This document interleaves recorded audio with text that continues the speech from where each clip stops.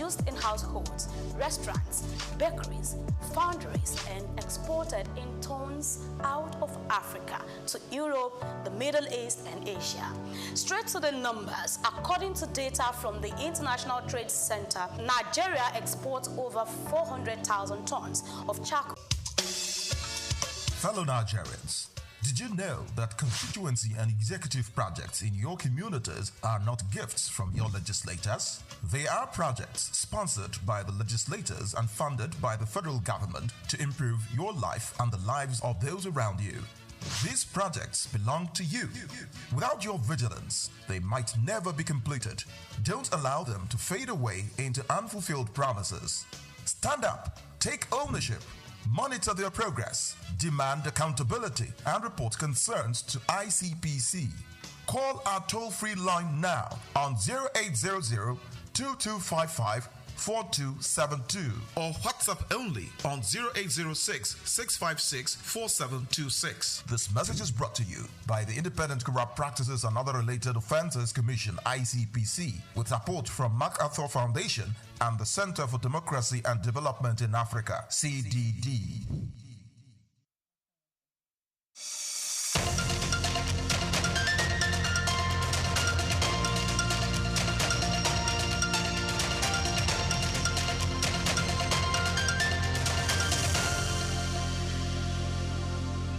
Welcome back to Just Africa. If you're just joining us, we're still looking at data and analytics for business growth in Africa. And we have Daniel Ashuegu Chijoke on Just Africa today. So I'd like to ask, how can SMEs, how can they leverage on data analytics, even with limited resources? Yes. SMEs can leverage on data resources, even with limited resources, but just using the simplest of tools out there, right? Using Excel, Google Sheets. Those are the simple tools that you can use for record keeping, right? You can get an expert, you can get a beginner to structure a template that can help you capture data, information regarding your business, right? Because data is just about fields, columns, rows and columns, right? That's what it is, right? And again, the world of data has gone so wide that we have AIs now. People are using AIs to do a lot of things, right? So using the simplest of tools like Excel, that's very important, right? Stop writing it on your books because you won't be able to do quick insights from that book, right? Use a Google Sheet to get your data for now until you get somebody to build a platform for you.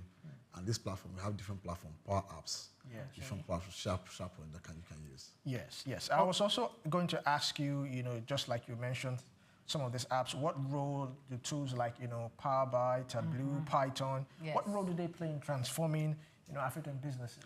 Yes, they play the roles are so important, right? Because it gives you clarity on what you're looking at, right? After capturing this data on Excel, right, or rows or columns, you need a visualization tool to look at it. That visualization tool is telling a story of where your business is going. It's showing a story of your growth, right?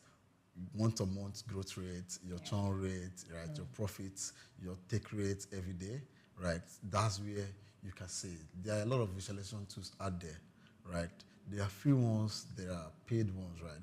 Big scale businesses use paid ones, right? But you can start with the little ones you have. Google Sheets, you can build visualization there, right? It makes it easier for you to understand what you're capturing. So that's the role of visualization tools. Then for Python is for cleaning, right? Setting up data, building predicting models, right? Building models that you can be able to say, oh, I want to predict the future, what the future looks like for my business, using my existing numbers. Yes. Okay. Thank you very much. I'm enjoying this conversation. But from the very beginning of the show, and from what we've read, we said that data is the new oil when it comes to businesses and, in fact, generally. Yes. Now, who owns these oil wells? Is it businesses? Is it the government? Or maybe foreign tech giants? Who owns the oil well right now? I feel the correct answer to that, I would say, is open to everybody. Okay. Nobody has monopoly of data, but there are sensitive informations that are sensitive, right? That are locked down, right? But data is open for all of us to use, Yeah. right? There's no monopoly to it. Each business owns their own data, right? And there are data policies. Yes. There are data policies that protect businesses and that protect consumers also. Because as a business owner, I'm collecting your data doesn't mean that I can use it the way I want, right? I'm meant to store your data for a particular period. That data, I can't take it more than 10 years. I need to get it off from my database, right? And I don't have the right to expose your personal information to the public. I don't have the right to sell it, except you give me the right to do that, right? So individuals, companies own their data, and everybody is protected by the government, right? My right as a consumer is being protected by the government, right? I can't expose, as a company, I can't expose my consumers' data to the internet. That would be a breach of information. Yeah. Imagine your card details are being exposed, right? That's a lot. Imagine your date of birth, your full information, your address being exposed on the internet, right? That's where the government comes in, protection. That's what the government does for us. So how do we ensure that Africa does not end up becoming a supplier of data to global companies? Because by the time we put in our data, some NGOs come and tell you we want to come and give some grants or some loan. Some foreign companies come and they tell you we want to do this for Africa, and maybe out of excitement or out of some things that we feel we're going to benefit, we dish out our information. We just keep supplying with the hope that we are actually trying to help our people. How do we stop that so we don't end up becoming suppliers of data? Yeah, that's where the government protection comes in. Setting up policies that ensure that any data we are supplying to any organization is used for that particular purpose, right? If I'm giving you data for census, it should be used for census alone, right? So you know the kind of data you are sending out. And the government plays a very big role in this. And I bet you they're doing a lot, right, to protect us and to protect everybody, the consumers, right? Because you don't see your data anywhere until you give a consent. Like even on your social media, for your feed to be tracked, you must have approved it, right? So any app you're putting on Google Play, on Google or the Apple Store, right? It must have data protection policies. All right, that's where the world is protecting everybody. The government is protecting, African government is protecting us, right? You can't put an app that takes my contact details, right, from my phone without me giving you that right. And if you do, right, and I know that it's not in your policy, the policy, when you download an app, before you start, they say accept.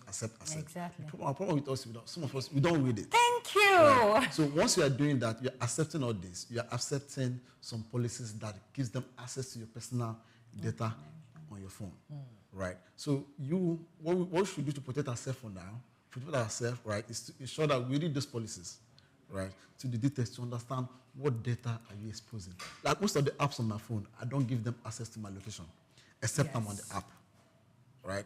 So because once there's a place that says on your phone, always, only when you're on this app. So once you put always, anywhere you're going, your phone is being tracked. Everything you're doing is being tracked. That's why you can see some loan apps getting information about your frequent calls and all that. It's because you gave them that right? Because if you find out you don't give them that right on the document, you can actually sue them, and the government will back you up. Yes. All right, so what skills are in most demands for aspiring data analysts on the continent? Yeah, there are different skills. Like there are different, let's say, groups, or there are different categories for data analytics, right? There is a data scientist, right? There's a data engineer, there's a data analyst, there's even a product analyst. So there are different fields out there, right, for anybody to explore. It depends on what you want and the kind of skill set you are willing to acquire. Like for a data scientist, you must be able to know how to solve complex maths using Python. Now, things have been made easy with AI, right? There are good AI tools that you can use to upscale yourself as fast as possible. True. Yes. So in your own view now, looking at the future, how would data shape Africa's digital economy in the next decade? We are going to grow massively, and we are going to make strategic decisions using data in the next decade. A lot of it, right? It's going to be, we are making a lot of decisions now, right? We are able to detect fraud now. We are able to detect churn now. We are able to detect who our possible investors are now. So think of what the future is. Nobody knew what AI was going to be like, but now you can do everything with AI. AI is just like your calculator. So that's what data is taking us there. In the next decade, like a lot of things, your accountant shouldn't be a problem for you as an individual in the next decade, because there are different platforms that will help you do that. Do you think every sector will benefit, or maybe there is a particular sector, maybe in agriculture, fintech? What sector do you think can actually benefit most when they apply data analytics in their everyday activities? Every sector. Let me do an example of this, right? There was a time I started, like, the former company where I worked, right? We did a POP business, white cement business, right? Which was data. We used data, simple as said, to run the business. This is a business that generated over 1 billion naira. Right? And we use it on Excel only, right? So every business can benefit from data by keeping the right record. No business is exempted, right? For the farmers, you can use data to know, okay, you have the knowledge, oh, this is the period where my seeds will germinate, and this is when I need to harvest it, right? But data will tell you, data might tell you otherwise. Oh, this season, you don't need to plant now, right? Okay. Or you need to plant now, or you need to harvest now. Right, data will tell you, oh, these particular crops have been, when they were exposed, experiments have been done, when they were exposed to this kind of fertilizer, they didn't yield more. Data will tell you that, that means I can use, this doesn't work, I can use this. You don't need to be doing experiments again. You need to rely on what has been done before, right? That's what data helps you do. That's beautiful. All right, thank you very much, Ashoyegu Daniel Chijoke. Thank you for your insight, and thank you for joining Just Africa. Thank you, Olu. Thank you so much. All right, so this is where we would end this first segment. We've been talking about data analytics and growth for African businesses. We'll go on a short break, and when we come back, we'll continue with the second segment. It's Just Africa. Stay tuned.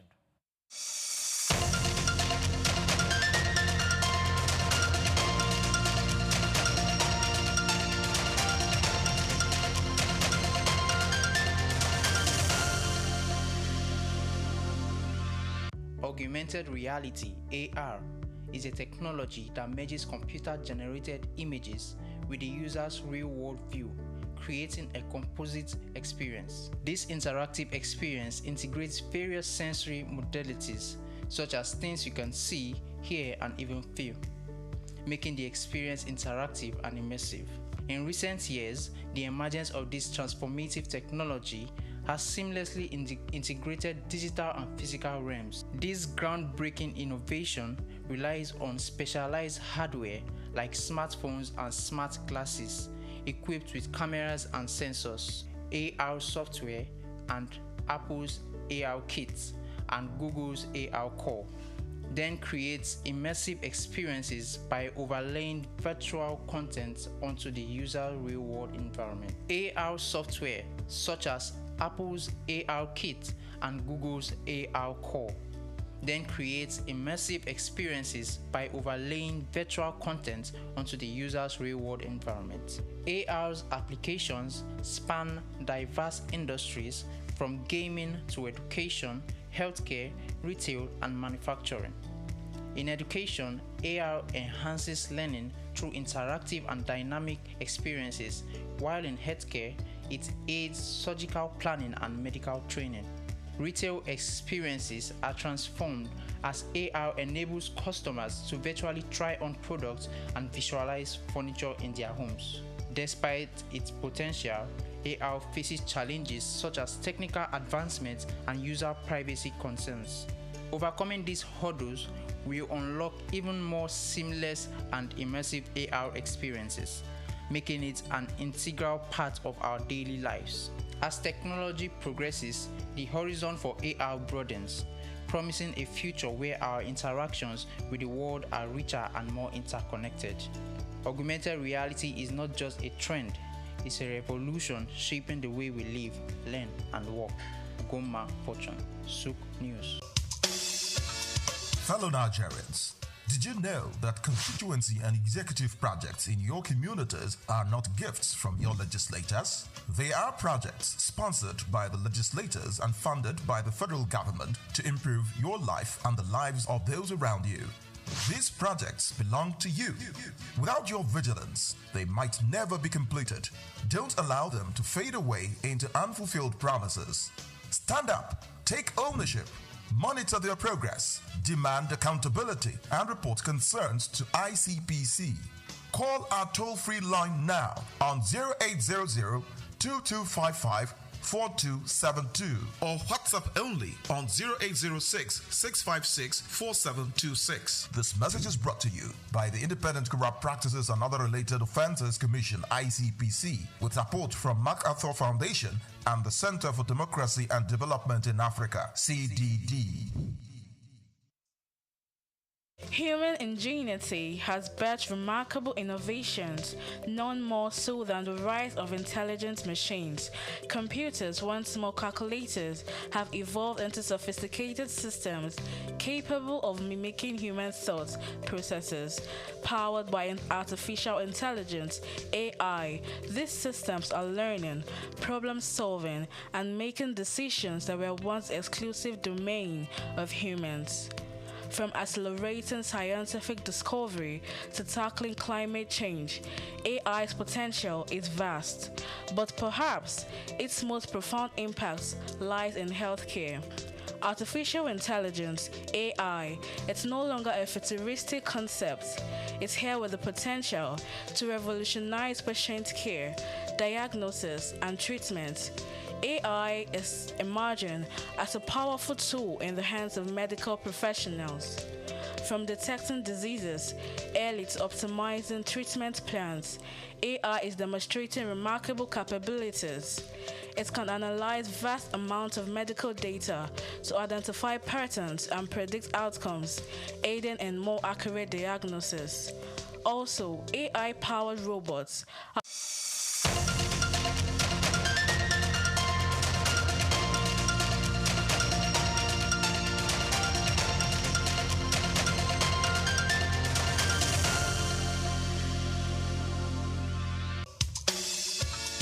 Fellow Nigerians, did you know that constituency and executive projects in your communities are not gifts from your legislators? They are projects sponsored by the legislators and funded by the federal government to improve your life and the lives of those around you. These projects belong to you. Without your vigilance, they might never be completed. Don't allow them to fade away into unfulfilled promises. Stand up, take ownership, monitor their progress, demand accountability, and report concerns to ICPC. Call our toll-free line now on 0800-2255-4272 or WhatsApp only on 0806-656-4726. This message is brought to you by the Independent Corrupt Practices and Other Related Offences Commission, ICPC, with support from MacArthur Foundation and the Center for Democracy and Development in Africa, CDD.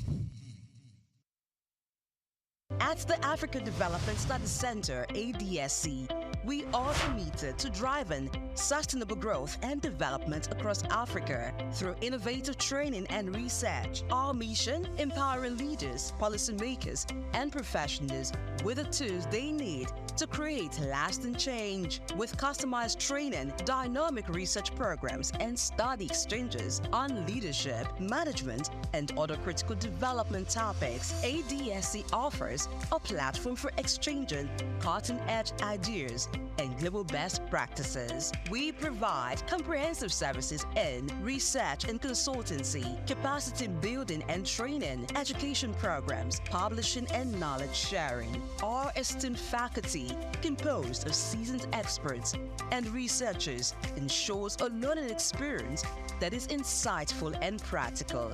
We specialize in policy development, implementation strategies, and monitoring and evaluation. At ADSC, learning is engaging and enjoyable. Our unique methodology includes talks, interactive exercises, games, video screenings, and lively seminar discussions, all in a comfortable and friendly environment. For more information, email us at info@adstudiescenter.com or call +234 912 039 2362. Visit our website www.adstudiescenter.com to explore our programs and upcoming events. Africa Development Studies Center, rethinking development for Africa.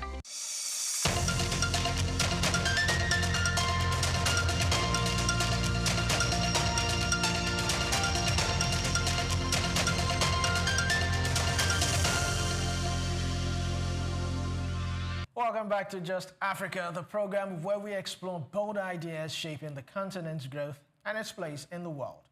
Now, African entrepreneurs are driving innovations across multiple industries, from technology to agriculture, but many still face barriers such as access to finance, market entry challenges, and weak brand positioning.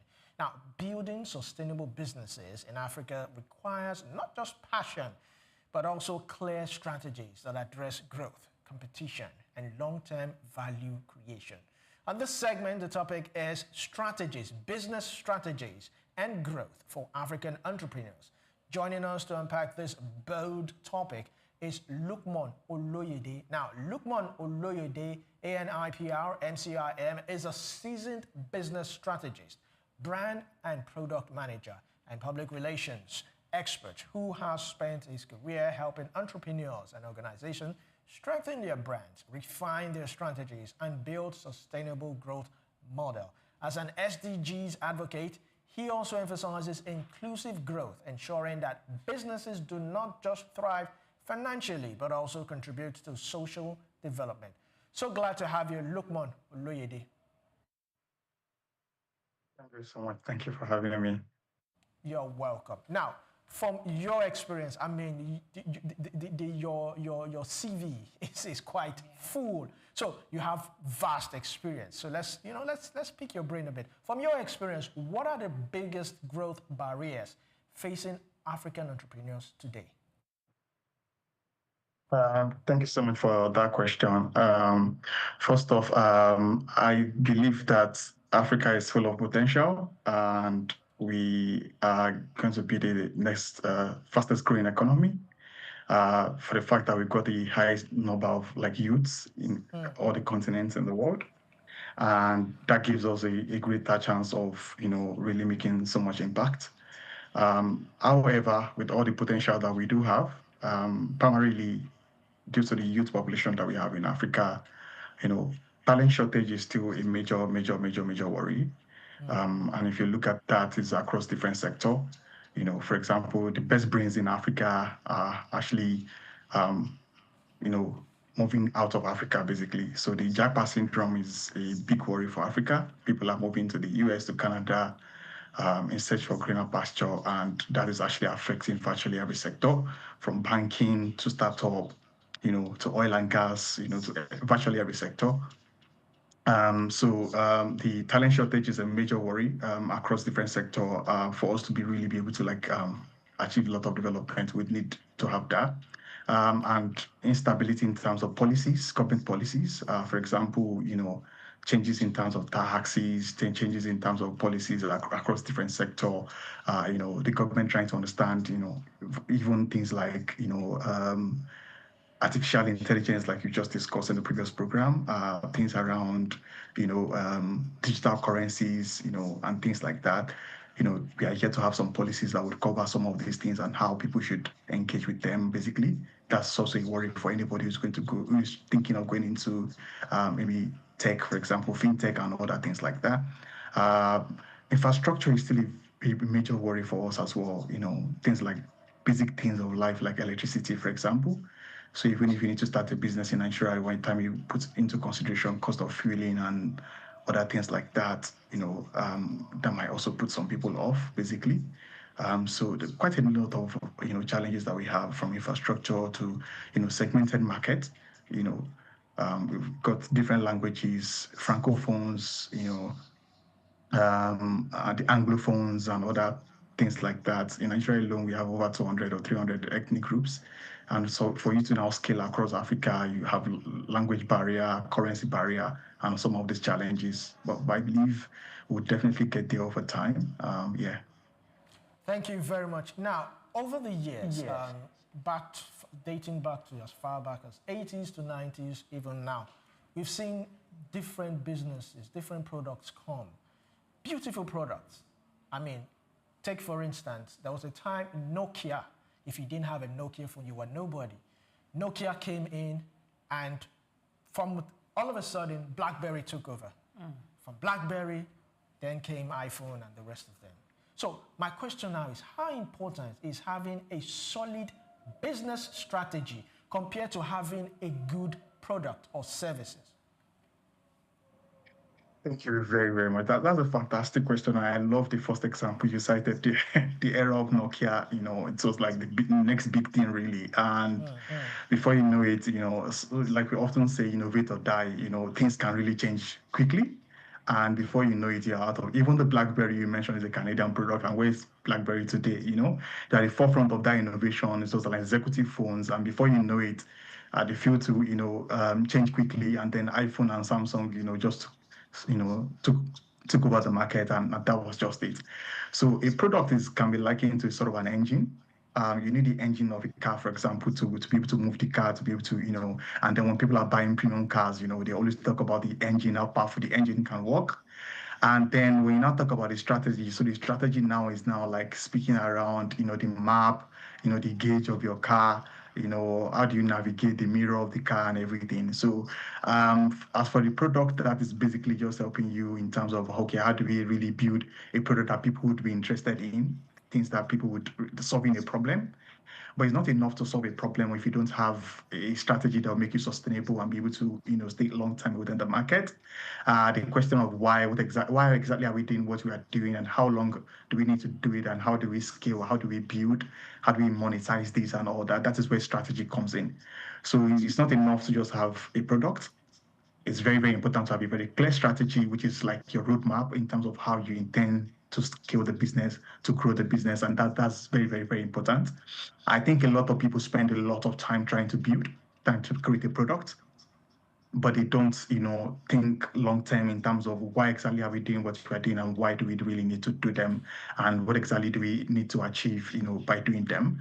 And that is a lot of, centrifugal factor contributing to this, down from the customer feedback, how do you build trust and reputation? How do you intend to build a product that will, stand the test of time? These are, very critical questions. I could remember vividly, we once had Payport. I don't know if you remember Payport. It should be sort of an e-commerce platform. They came big time, even sponsored Big Brother. They were like the premium sponsor Big Brother at some point.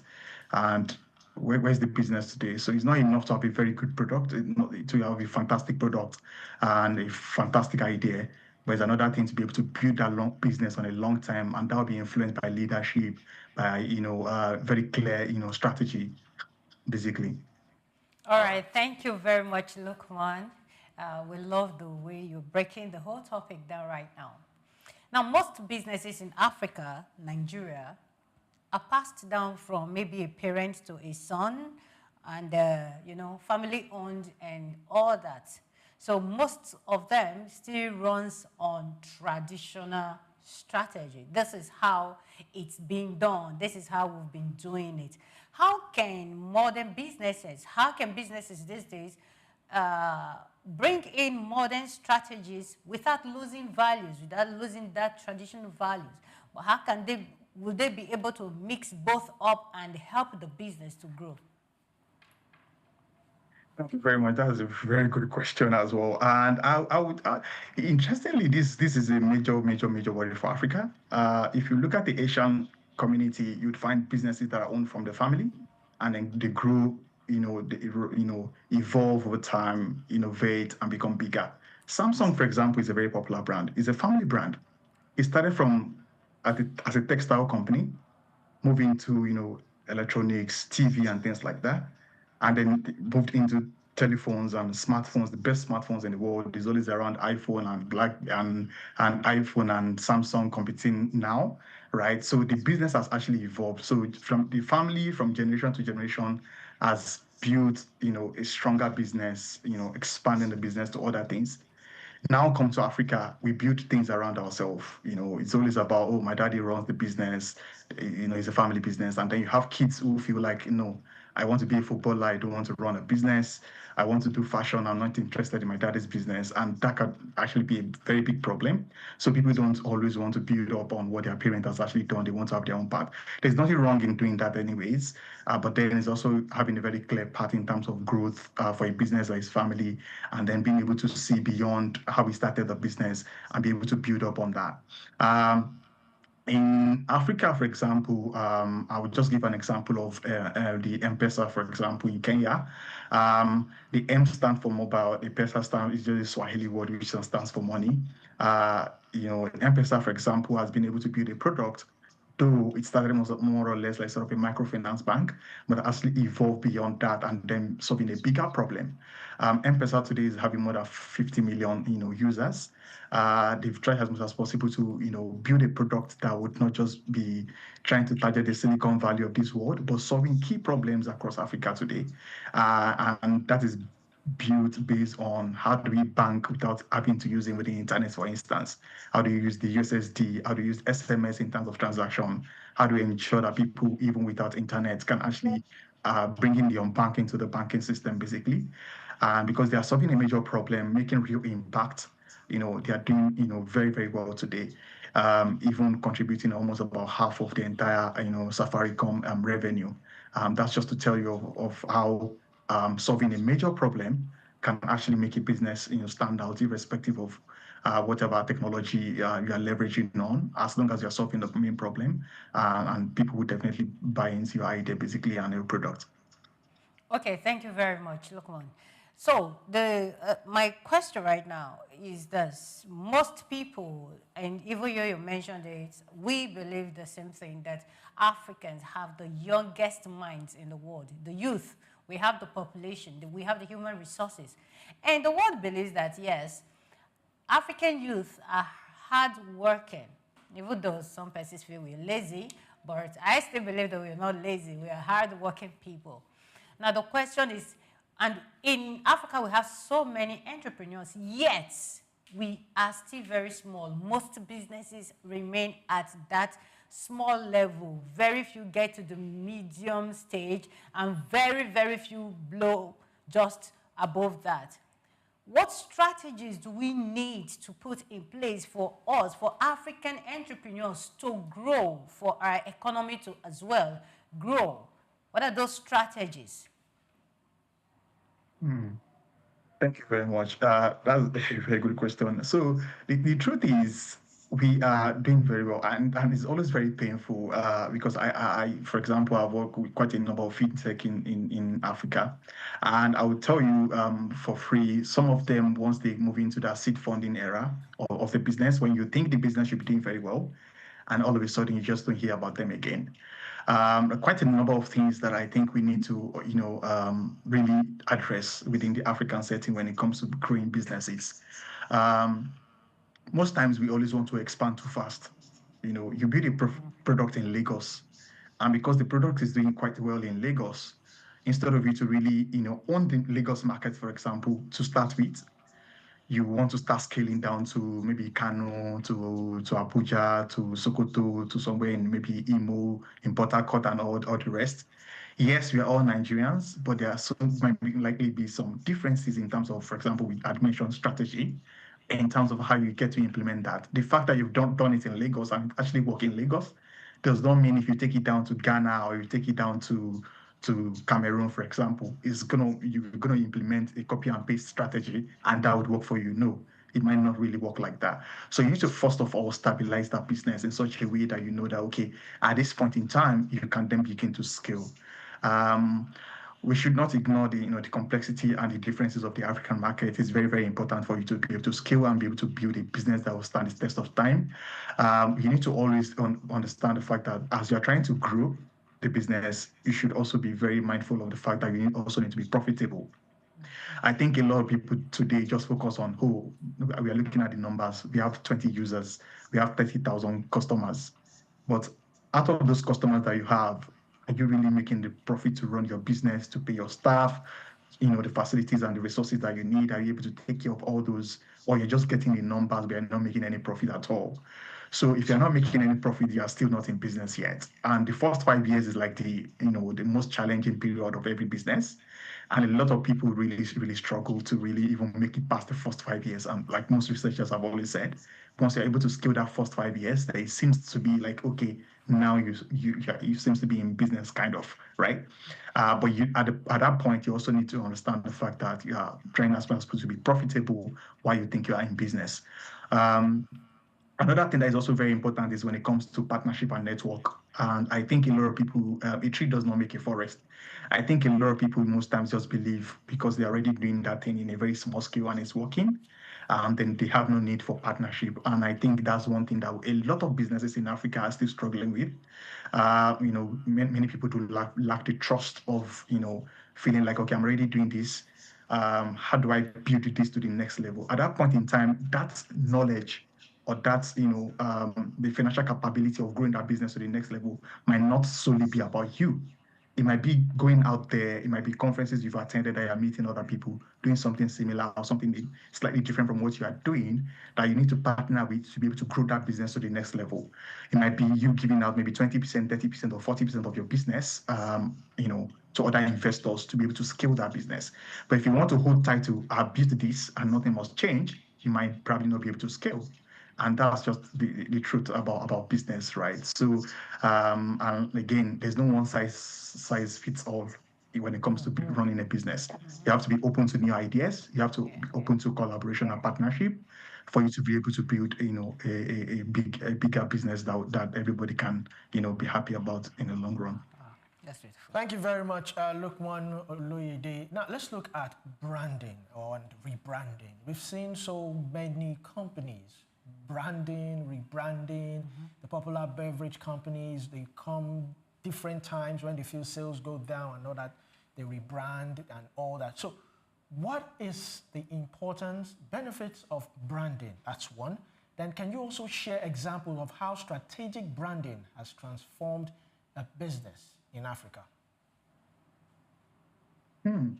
That's a good question. Okay, so first off, there's this popular saying, what is it in a name? You can have a fantastic name, a very beautiful name, a name that people can't even recall, for example. And people will say, for example, you call your product Joy. Everybody wants joy, of course, so people can easily remember that basically, right? But beyond that, what problem are you solving? What is your brand essence? What kind of,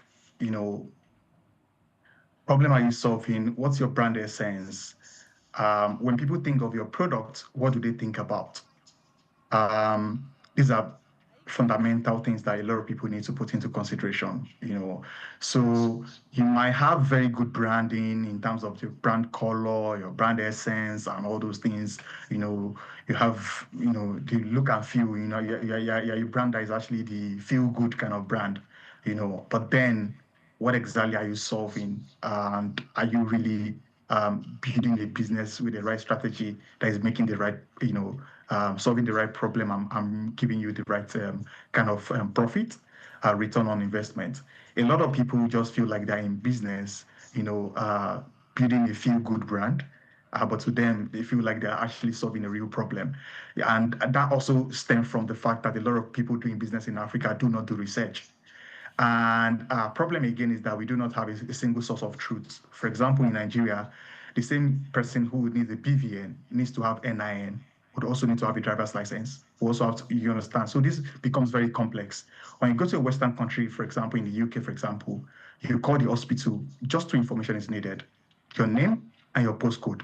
The hospital have all your record. If you want to work anywhere in the UK, you provide your national insurance. All your employers have a history of everywhere you've worked, how much you've earned, the government would know. So there's a single source of truth. So when it comes to that kind of data, it's easier for employer to say, okay, I know you even before you tell me every other thing about you, with just a single number. Do you understand? But you come to the Nigerian market, the same telecom will be asking you for NIN. You go to the bank, they want to have your NIN and have your BVN. You want to do some other things, they'll be asking for your international passport and everything. So data is kind of, in different, is strata. It's not in a single, a single source of truth, like I said. So when it comes to doing research as well, it's also very challenging. You find the Nigerian Bureau of Statistics giving you some figures, and you find some external body or some other smaller companies doing their own research, and you're looking at that figures that you're getting from there with the one that, and the NBC is giving, is actually not even tallying. So which of the data will you trust to be able to make decisions based on, right? And these are challenges that people will definitely be facing in running the business or trying to build a brand that would, stand the test of time as well. All right. I want us to also look at public relations. We've seen in past years, I would not mention their names, a particular food company, there was a rumor that some particular product had some elements of, poison in it, and they had to recall it back. They had to do a whole lot of things, to try and, because people just stopped patronizing that particular product. So what role does public relations play in helping entrepreneurs, build trust and visibility? Thank you for that question. First off, I think I would just need to just provide some kind of definition around public relations, because I think a lot of people is actually misconstrued. It's one of the most misconstrued theories or kind of fashion. So some people, when they hear public relations, what they think about is media relations. Do you understand? They just consider PR to be about media relations, issuing press releases, and that is PR. That is not PR. So public relations is a planned and sustainable effort, to establish and maintain, goodwill and mutual understanding between an organization and its publics.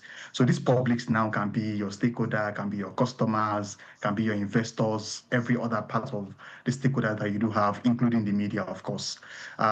Issuing the press releases, of course, they are part of PR, but PR is beyond just that, right? So that's just the harm of it.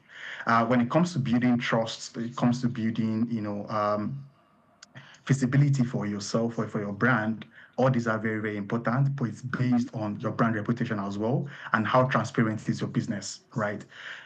For example, you cannot be you're selling property, for example, and you sold a particular property to 15 people, and you believe you use PR to solve that. That is not what PR is meant for. PR is meant to be able to solve, a problem of a business that is actually trying as possible to be transparent in such a way that people can then, have that trust in your business. People can see that you're actually doing things in the right way. You are giving yourself the right publicity, as well as you are leveraging them. You are also telling authentic story about yourself. Just like communication does, PR is also very similar. It's both an art and a science. It's an art because it has to do with storytelling, it has to be telling your story and all that. And it's also a science because it has to do with how people really feeling about what you have told about yourself. Is what you think about yourself. Is that exactly what people think about you? So primarily, that's what PR is about. Now, to answer your question, so it's like building a bridge as well. So public relation is there to ensure that as you are telling your brand story, telling your authentic story about what you have done, how you impacted the market, what you are doing right, it also aligns with the 3 Ps. So the Ps are now talking about the people working for you, the people in your environment, everybody, including your stakeholder.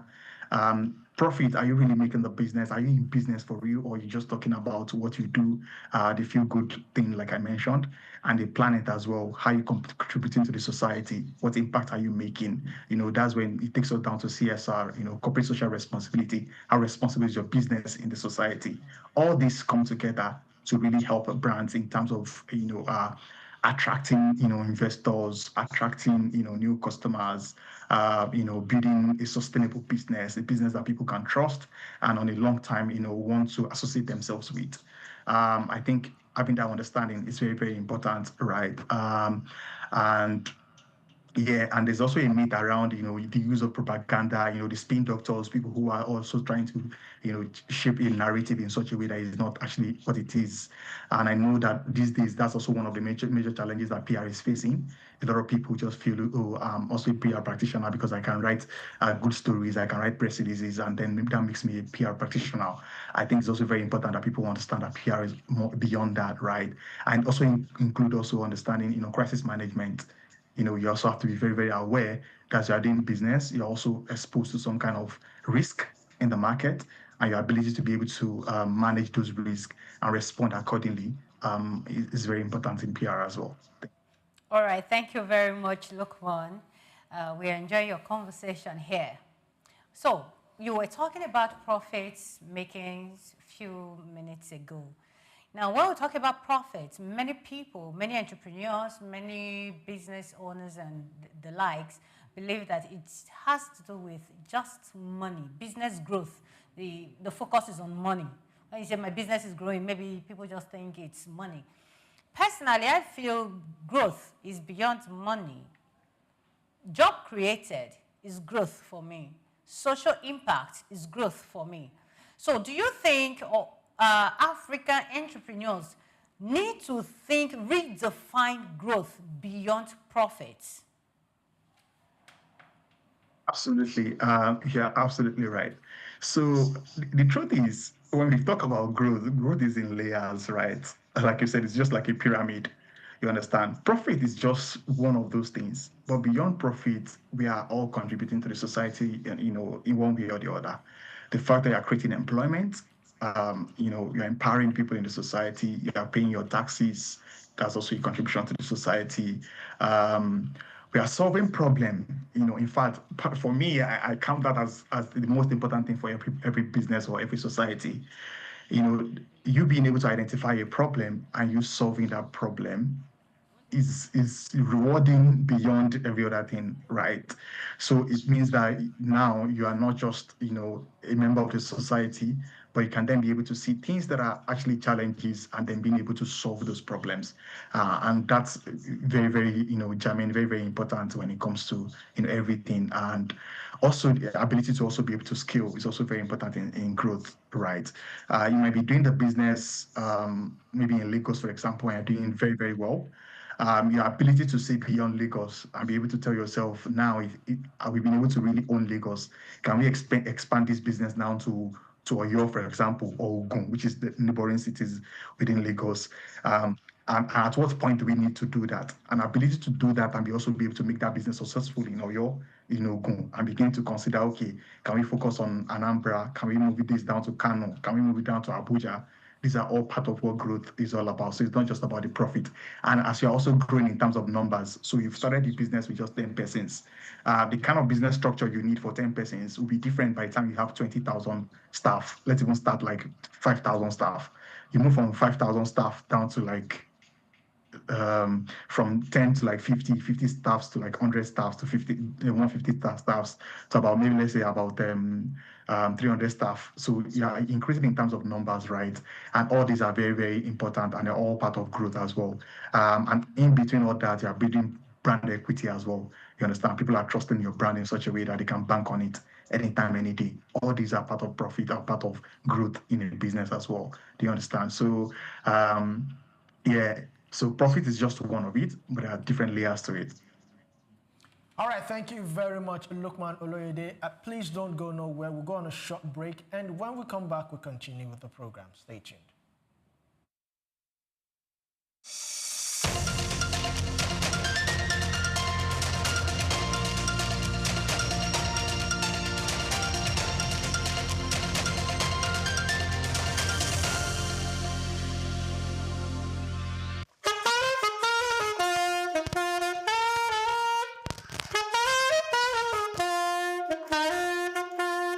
Nigeria FIFO Muzamadaya.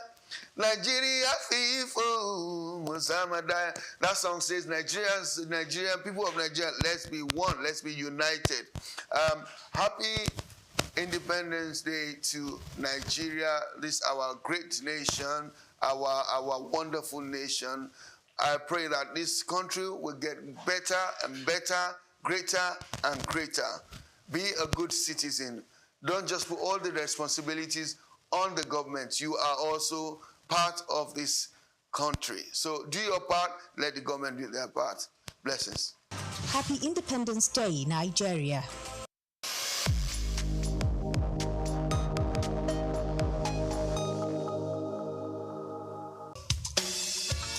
Fellow Nigerians, did you know that constituency and executive projects in your communities are not gifts from your legislators? They are projects sponsored by the legislators and funded by the federal government to improve your life and the lives of those around you. These projects belong to you. Without your vigilance, they might never be completed. Don't allow them to fade away into unfulfilled promises. Stand up, take ownership, monitor their progress, demand accountability, and report concerns to ICPC. Call our toll-free line now on 0800-2255-4272 or WhatsApp only on 0806-656-4726. This message is brought to you by the Independent Corrupt Practices and Other Related Offences Commission, ICPC, with support from MacArthur Foundation and the Center for Democracy and Development in Africa, CDD.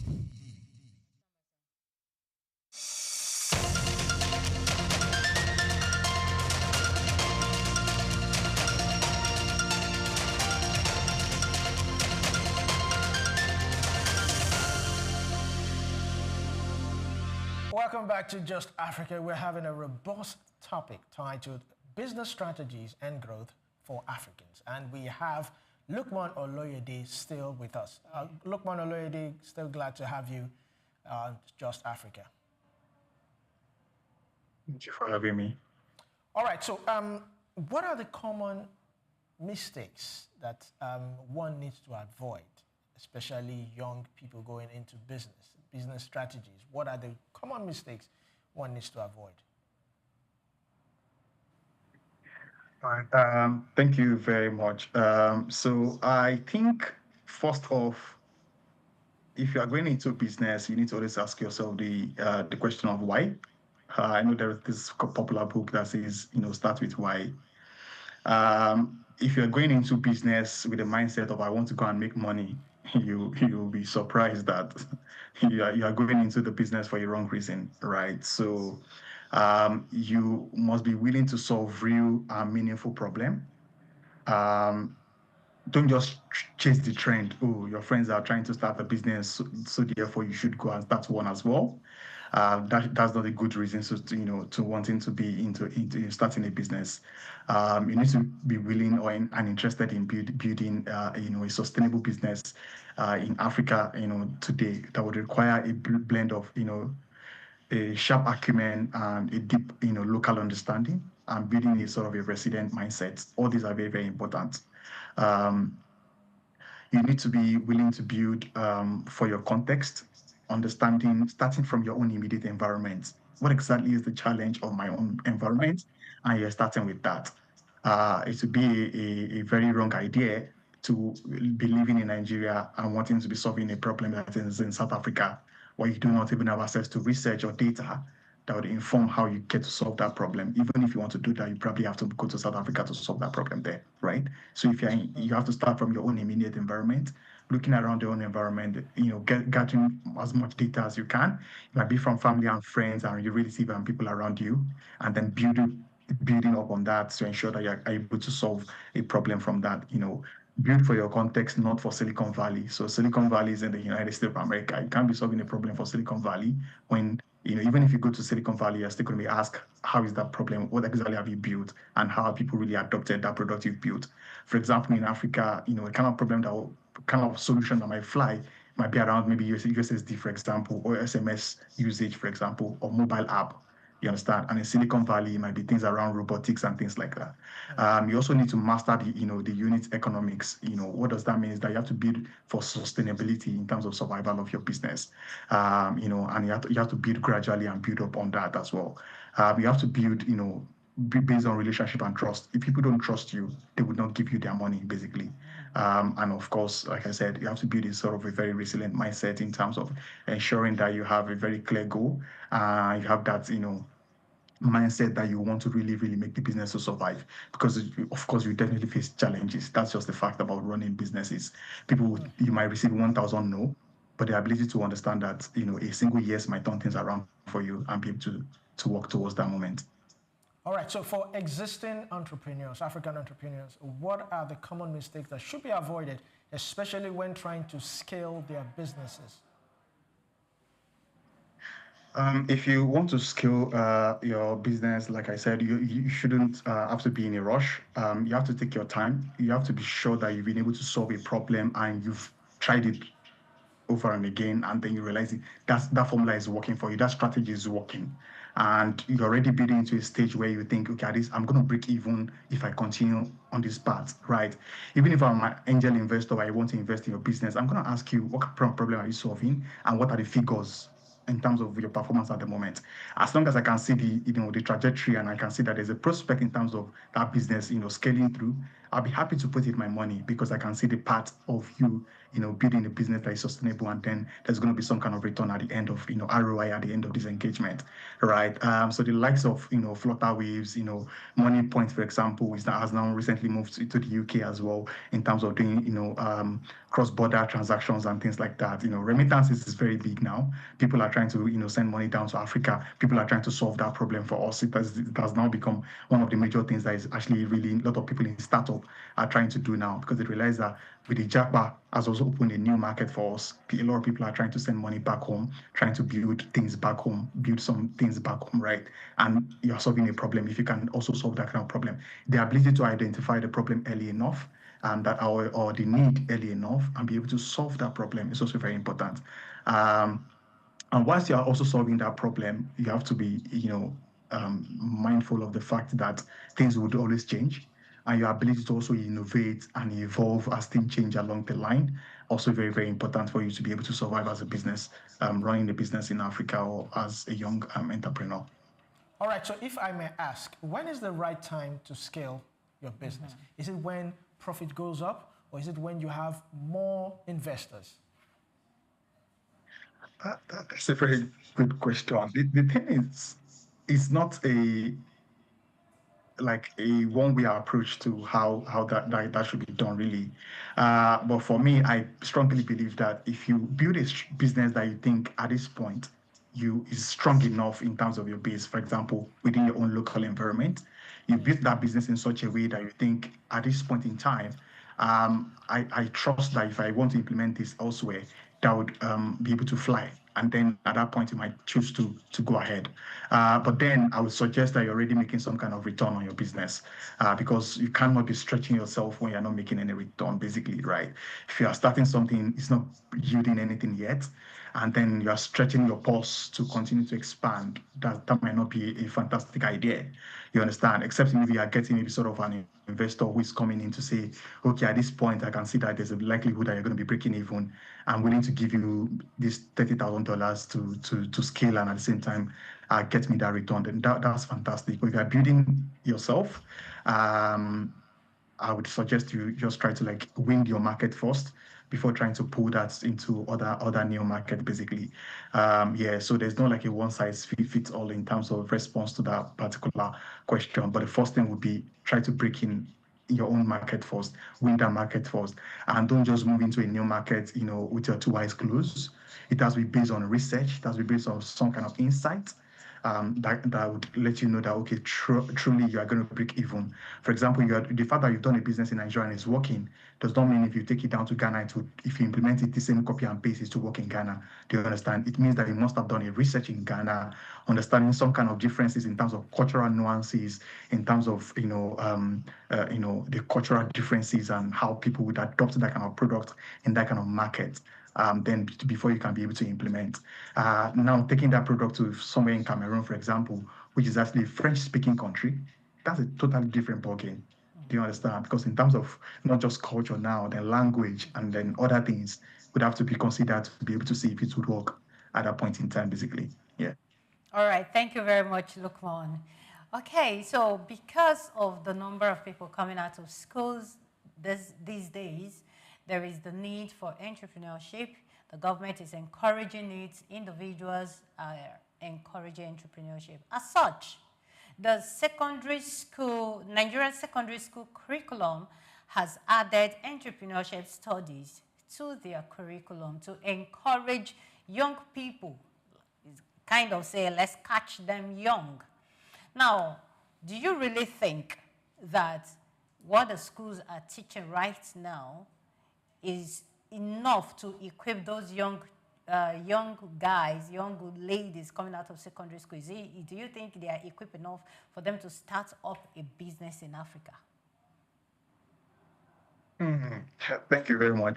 It is first off, I must commend the idea, because the truth is, some of the things, I wouldn't say all, but some of the things that we're actually being taught at school these days, by the time you get into the industry, you realize is as good as you're starting all over again. You know, what's the sense of going to the university and then you go for NYSC and then you have to do the what's it called? There's this the 3 weeks camp, and then you realize that you are being taught entrepreneurship. You are all being asked to go into different groups, start learning how to do adire, you know, some people bead making, photography, and then you're asking yourself, but we are all graduates here. What's going on?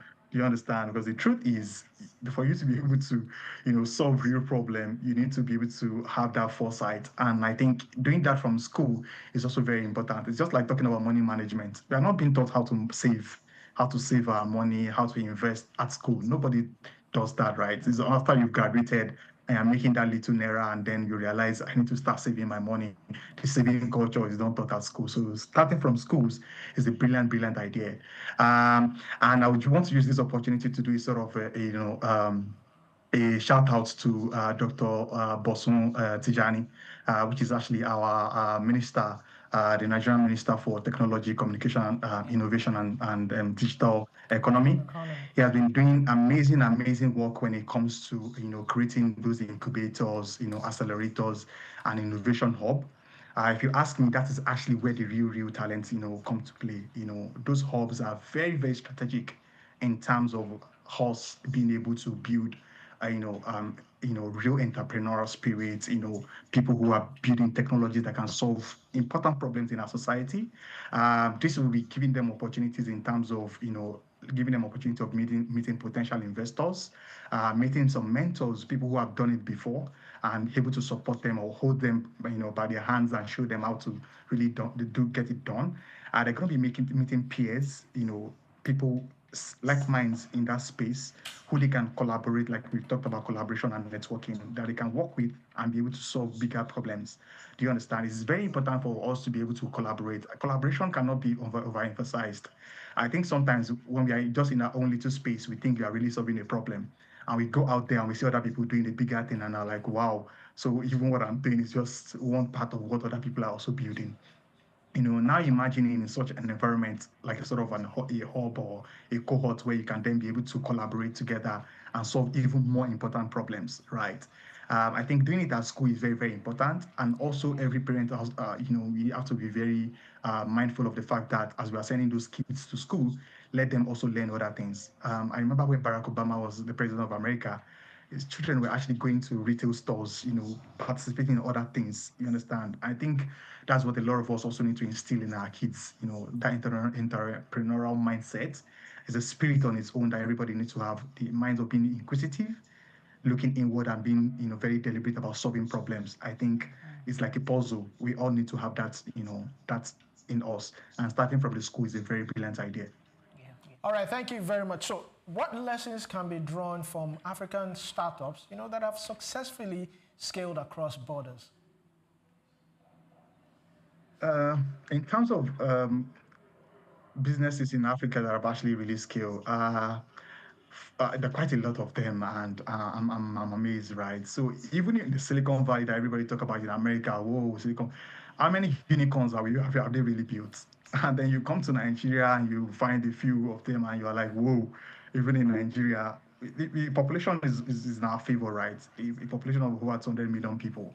And that's when a lot of people are seeing problems in Nigeria or in Africa. Oh, Africa, there's not enough electricity, there's this, there's that. you find people who are seeing that as an opportunity. In our own problems, people are seeing opportunity. And those in Nigeria, a lot of people are just going to social media, complaining about those problems.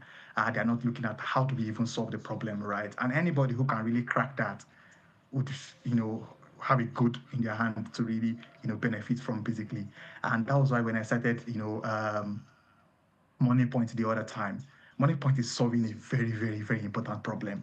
I'm so fascinated by their story. In terms of storytelling, I'll rate them really, really high. They are really doing fantastically when it comes to storytelling. And they're not just telling that story; they're also pulling the figures, working with the government, which I also think is a major challenge for a lot of people. And we've already mentioned that initially. Doing business in Africa is not so easy. Truly, that's just a fact. And then we have to deal with regulations, policies, and things like that.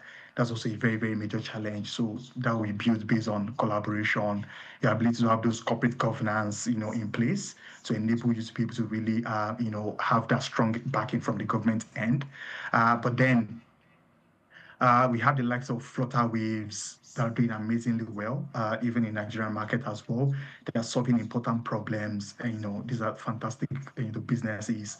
And quite recently, one of the clients that I also work with, Digivest, for example, they're also building digital products accessible to everybody.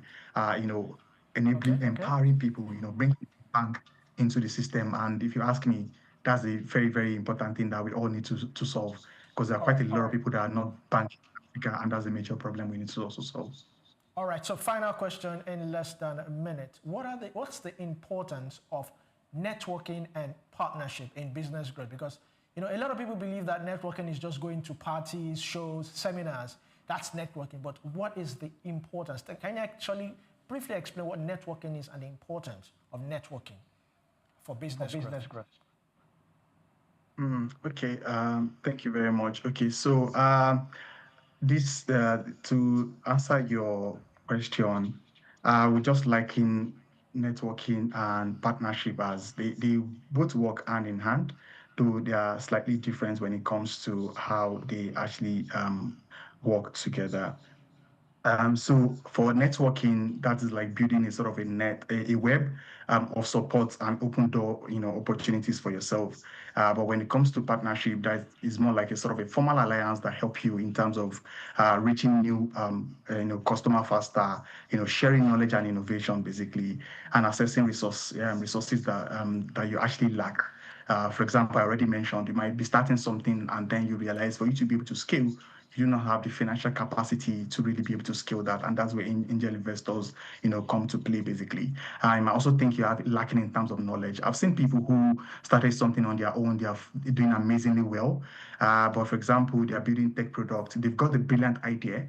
They know how to really build the business in such a way that will be successful, but they lack the technological knowledge in terms of how do I build, those, back-end, solutions, the front-end design, the UI, UX, the user interface and things like that. They do not have that technological know-how, and they chose to just partner with somebody who have the technological background in terms of building a mobile app, building web app, building those, building the codes and everything that is required to get the problem solved.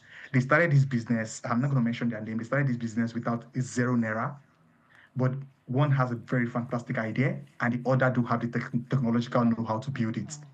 And they built a product today that, as I'm talking to you right now, is worth over $50 million out of zero naira.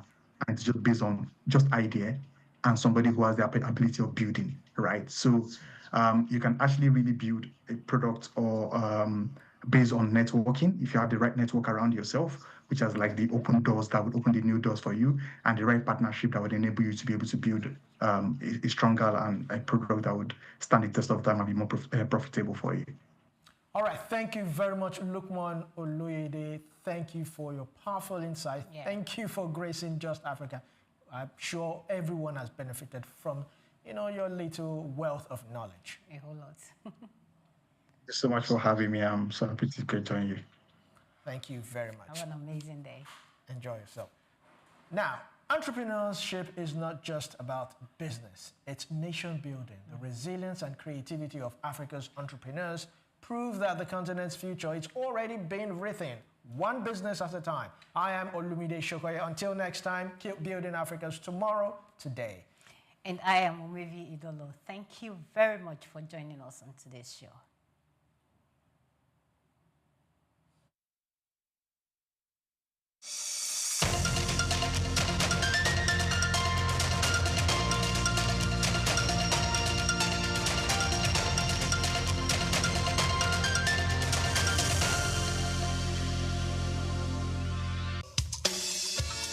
Fellow Nigerians, did you know that constituency and executive projects in your communities are not gifts from your legislators?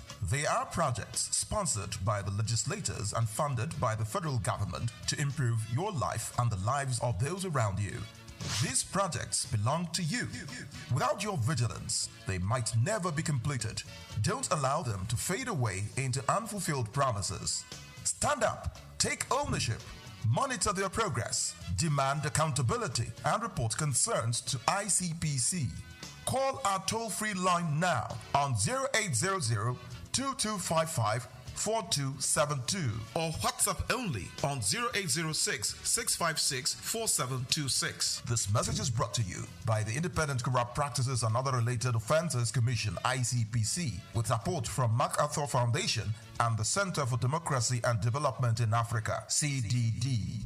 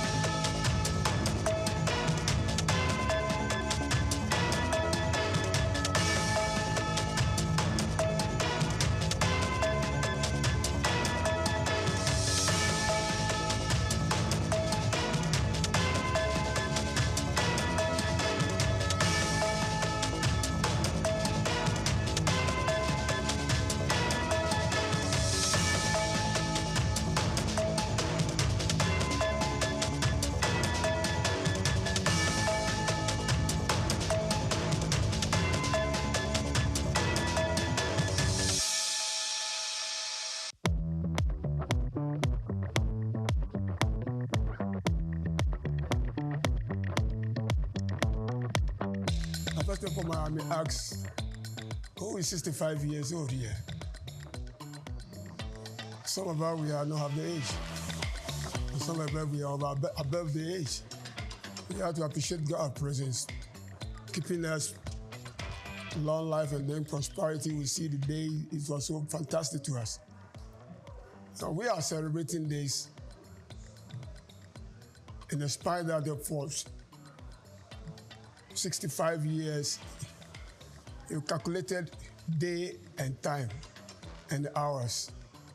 Over millions days, over a million days. And then when we call about the years, then we know. So let's multiply 65 times 365. It gives us a long protest. Now, if by grace of God you are around for 65 years, that is a good news for you. You have to take care of. Some did not have, some of us, we have it. So we have to appreciate, to celebrate. And moreover too, whatever we do, we have to thank God for His grace. Give us the opportunity to see the day today, to celebrate it with all ourselves. Whatever good or bad, we marry together and we formit ourselves good Nigerians. That's the best thing to do. Yeah, surely we have the leaders. In everything in home, you have a leader. Father, mother, they are all leaders. And moreover too, they have to give us what it takes. And no, the child or not anybody cannot pass through parental aspect of it. So definitely we have leaders who can lead us for a better height. Now it's by prayer and supplication. We know a lot. The challenges are not what we expect, but at the same time, they meet us for 65 years. So we have to appreciate whatever they do. The point that I have to motivate and encourage them, whatever they do the right thing so that to get to the bottom of our children's generation to come forward. That's the most important. The fact that presently we are finding a lot of difficulties in the spirit that we have the leaders, where you have to look at it is most important, our education. And moreover, parental aspect of it to take care of the children at home, to know their values and whatever they are not worthy to that. So automatically there's no job creativity. That is one.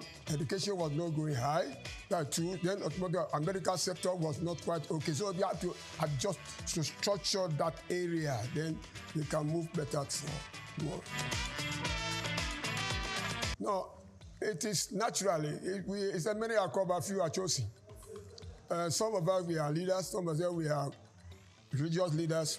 But along the line, our mindset is not working toward goal, what God has planned for our future. And moreover, too, we do not go to the right direction. The main fact that everyone have his own way of operating. Now, when you get to the Bible, there are a lot of things you can be able to quote, and you will see that most of us, we are interested in one particular area, not by godly. Particular, all of us have come short of the glory of God.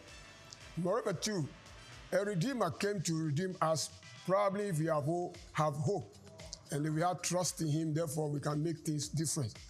But the point is that, are we able to submit ourselves, then we can carry on the responsibility to make the world better tomorrow. Now, the government has to sit right, because probably they take a mandate and power, so they do not listen to anybody's advice. Moreover, too, they are not reading. They are all part of political issues based upon their mindset. It is not today it was happening, because the Pharisees and Sadducees are doing it in the past many years. They are now fine-tune things and put people away from the system wherever they know the right thing to be done, not be done. So automatically, those are the things that are giving us a step back. Now, area they have to come in to put things right, they are not there because nobody will checkmate them. They have power to even to question me or whatever they have. They are controlling the economy, whatever it is. That is the main fact. But the point is, they have to look down that the generation comes are most important. Now, in by and large, when you look at the Bible or whatever I can see, the Word of God is telling us, God gave us a commandment. In the first thing, we are naive. And moreover, when God created man, most of us are naive in a certain way. There's no law. And that law was broken down after Moses, before the law came to the world. But we turned the law to our personal self. Now we make our own law to define our law. But the law, what God gives us, we abandon it outside. So that is the reason why things are fall apart. And moreover, too, we didn't value those laws. But if we cherish the laws, by this time we can get better way of life to live. Because we don't care what is happening. We care for ourselves, self-centered. That's the way forward we are seeing today. So most religious leaders, many are interested in the world, not in spiritual. And when you don't have the spiritual backing, with the Holy Spirit that speaks to us, or anywhere, whether you are Muslim, whether you are Christian, when you know yourself that this body belongs to God, then there's no need to even to go beyond. We tackle it when we all understand the fun factor. The problem we have in Nigeria is very simple. If all of us will understand that we love each other, there's no love. We love money more than God. And naturally, when you look at Luke 16, it will tell you more about it. And when you look at the same thing, you look at Matthew 5, it will tell you something about this, you tell you something about the same thing. We are interested in money. You go to the street and see. Some they died, they are dead, but they are living. That's what we see today. Children have been drinking something what you don't understand, and at the same time, they are on their own. They cannot control them. Nobody can control their emotion, whatever. So they have a lot of problems. I'm afraid if probably 20 years back, maybe those children I'm talking about 17, 21, 20, 25, the way they are living right now, no education, no business, no nothing. Now, 20 years back, I will be more than maybe I'm 100 and I don't know, God will take me. I cannot talk more.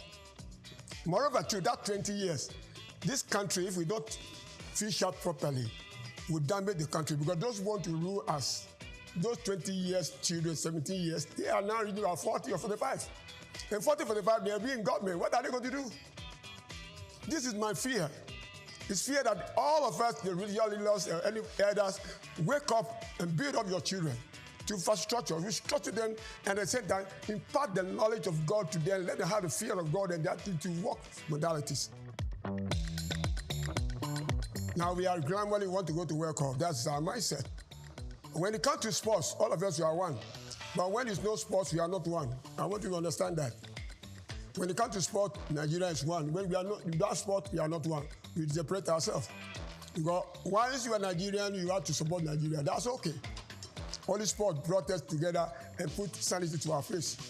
We smile by sports. When we win or we lose, we know what we do. It takes. Now, that's more. Grassroots football is most important.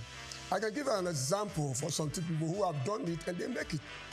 Today in Drusu, we were able to carry under 16 to 17 World Cup, and he's surviving it. He made the World Cup grand. Now we can talk about Yemi Teller. He did the same thing, under 21, under 17. He made it under the grassroots. Now, we don't cherish the grassroots football. We didn't value them, they are important. There's no provision toward that. Probably if the FA have plans for under 17 tournaments or league playing within the communities, I think we can build up. Moreover, too, in schools, we are not cherishing schools in all sports affairs so that we can get a grassroots from the children. That is number two. But if you are now believing that we want to have a national team, we have to bring somebody import from England to come and play. Who doesn't play the league in Nigeria? Today, we are facing challenges. Reason because most players we have in national team, none of them are playing league in Nigeria. There is no proprietor handled club side in Nigeria no more because taxes are too high. And government was not doing any work, probably. They didn't care about sport, but only went to count to cherish them that, yeah, we have done well. But if you are pumping money to that particular area, we can build up better. Give us the grassroots, we can make it. It depends upon how we could do it. That's my fear. I want to talk to your parents, and I want to talk to the nation, I want to talk to the government. Please, I am saying it. I'm not a soothsayer, but spiritually, psychologically, sit down and watch what is going on. If you are here, you are fine, but get outside. You see a lot of things you never see before. Children of 17 years, they're drunk. They do a lot of things. Now they are holding phone. Even technology are killing most Nigerians right now. Parents are holding phone. They don't care what the children do.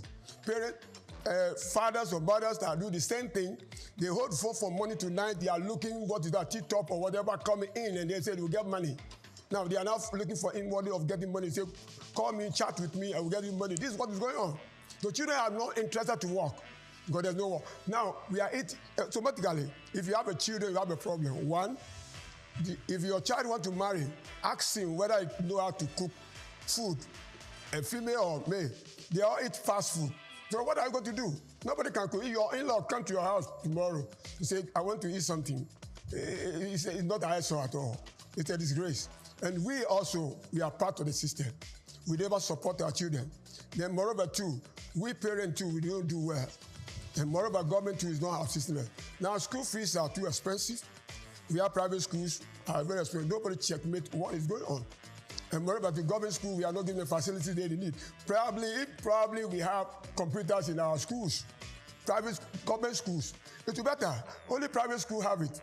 But the government school, they didn't care about it. Whatever you gain. And this is government school. That is the main thing. The government know what it has. You have to build it the better way so that other schools should follow the same process. So, moreover, the school education is outright. Let's forget about it. If we want to talk about education, because we are not ready. Everybody is now for business. And that business, illegal business, everybody is doing what is pleased itself.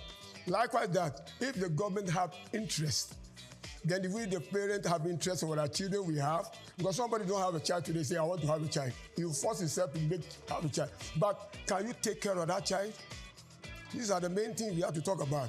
In the future, we are parents. We have not done well. So we have to checkmate ourselves that look at the mirror and look at yourself. I'm fine. The same fine, let's make sure the children will be fine. Everything God created is good.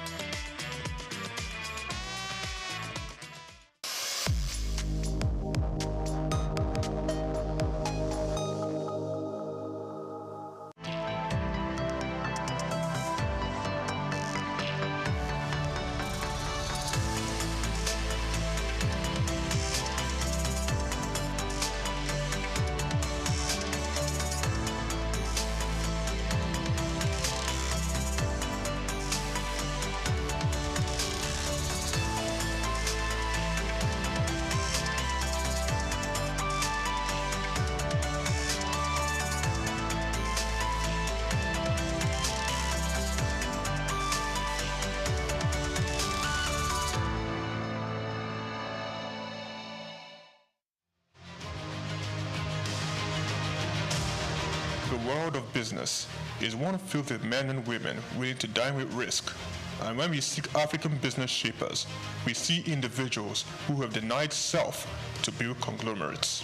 From controlling over 90% of diesel trade in Nigeria, to almost throwing in the towel, then getting on the Forbes list, we present Olufemi Peter Otedola.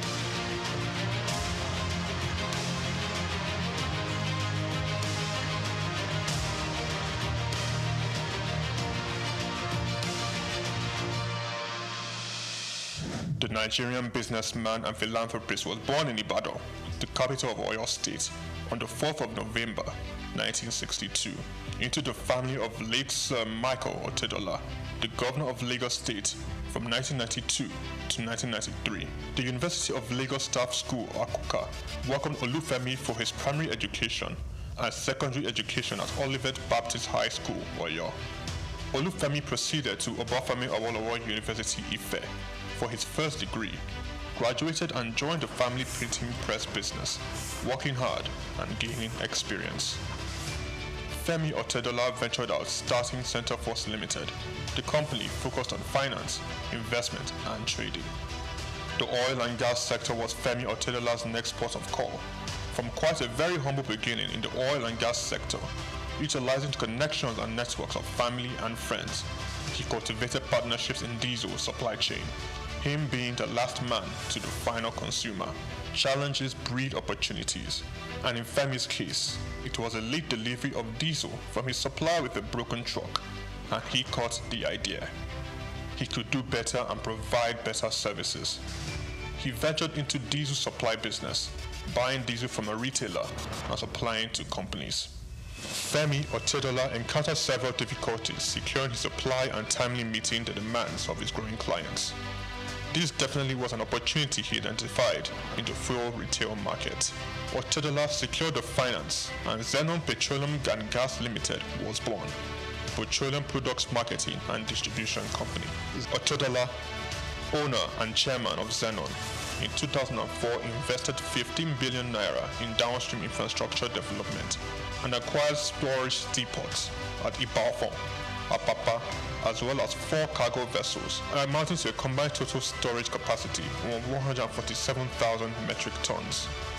Zenon Petroleum and Gas Limited also acquired a fleet of 100 DAF fuel tanker trucks. By 2005, Zenon controlled a major share of the Nigerian diesel market, supplying fuel to most of the major manufacturers in the country, including Dangote Group, Cadbury, Coca-Cola, Nigerian Breweries, MTN, Unilever, Nestle, and Guinness.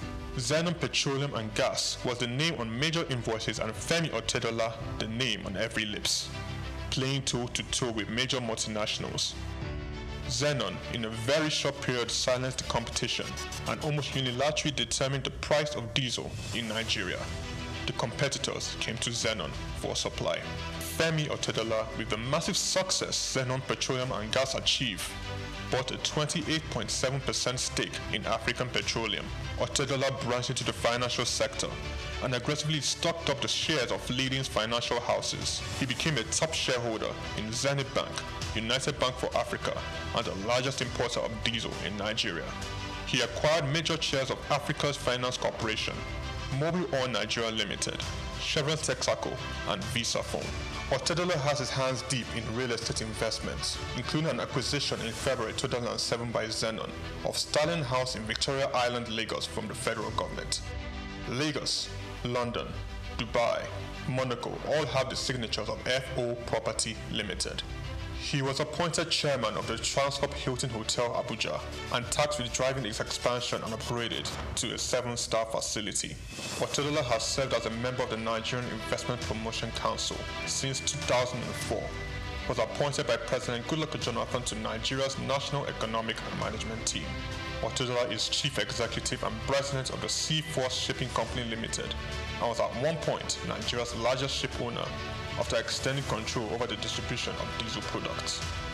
One of his ships, a flat-bottom bunker vessel with a storage capacity of 16,000 metric tons, was the first of its kind in Africa. In January 2006, Otedola was appointed a non-executive director of Transnational Corporation of Nigeria PLC, a multi-sectoral conglomerate established in 2004 by then President Olusegun Obasanjo to respond to market opportunities requiring heavy capital investment in Nigeria and across sub-Saharan Africa. He held this post until February 2011. Otedola was appointed chairman and chief executive of African Petroleum in 2007 through the acquisition of controlling stake in the business. Following Otedola's entry into the company, African Petroleum share price rose sharply, increasing the market capitalization from 36 billion to 217 billion naira in 6 months. In March 2009, Otedola became the second Nigerian after Aliko Dangote to appear on the Forbes list of dollar-denominated billionaires with an estimated net worth of $1.2 billion. Otedola announced the move to upgrade African Petroleum's liquefied petroleum gas storage terminals in Lagos, Kano, and Port Harcourt in October 2009. Harsh economic conditions necessitated by the slump in the oil prices and credit squeeze of 2008-09 led African Petroleum to record a loss in 2009. With the world oil price crash came difficult moments for Zenon and Otedola. He was very close to complete bankruptcy. I said to myself, I was not going to have friends and enemies. I was going to have only competitors. I had two options: commit suicide or weather the storm. African Petroleum, rebranded in December 2010, changed its name to Fort Oil PLC. Otedola paid his near $1 billion debt and invested in the financial industry, making him a top shareholder in Zenith Bank and United Bank for Africa. Otedola restructured the business, focusing on technology and improved corporate governance, and in 2012, Fort Oil returned to profit. Otedola financed 57% of Fort Oil subsidiary, Amperion Limited, which acquired the 414 megawatt Girigu power plant for $232 million in 2013. Fort Oil improved financial position and diversification into power generation resulted in a 1,321% rise in its share price. The first half of 2014 saw the company's pre-tax profit more than double year on year to 4.1 billion naira. Revenue growth for the whole year was 33%. Fort Oil sold 70% of its equity to Swiss commodity trader Mercuria Energy Group in September 2015, giving Fort access to global commodity markets. The deal was thought to have given Otedola an estimated $200 million. In 2019, Femi Otedola sold Fort Oil PLC and announced plans to change focus from oil to power with his company, Girigu Power PLC. Girigu Power PLC became the first power generation company to list on Nigerian Stock Exchange, demonstrating to stakeholders in the sector how they can fix financing and make profits sustainably.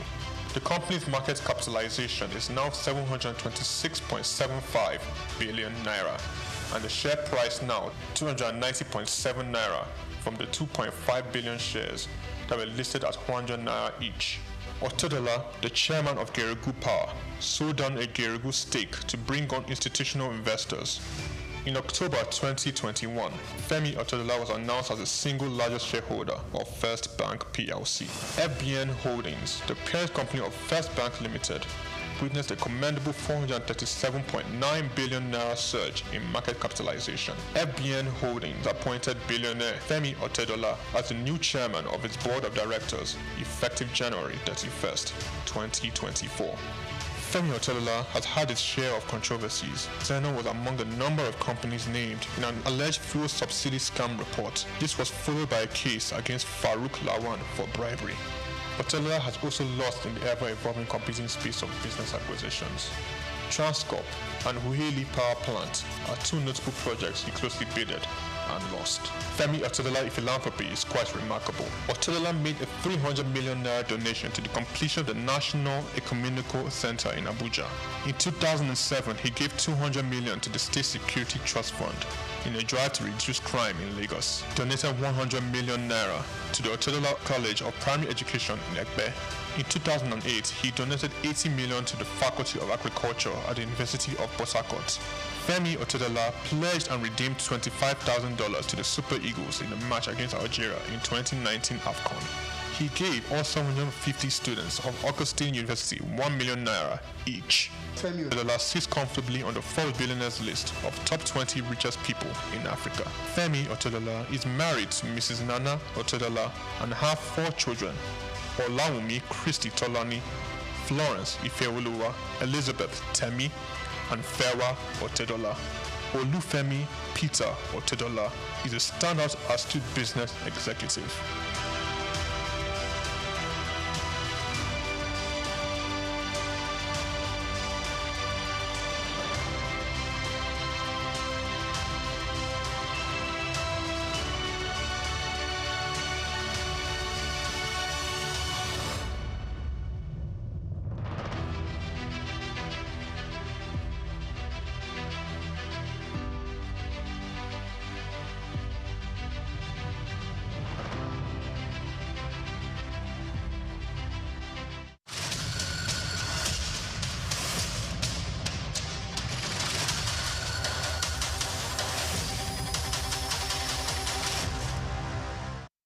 In an age of artificial intelligence and automation, it is easy to overlook the value of hands.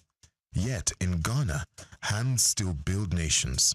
From Adinkra cloth printers in Ntoso to traditional kente weavers in Bonwire, Ghana's indigenous skill economy continues to prove that African creativity is not just cultural, it is commercial. Looking beyond the surface of heritage to the engine room of informal training systems that have powered generations and could power Africa's industrial future, Ghana comes to mind. In Ghana, apprenticeship is not a fallback.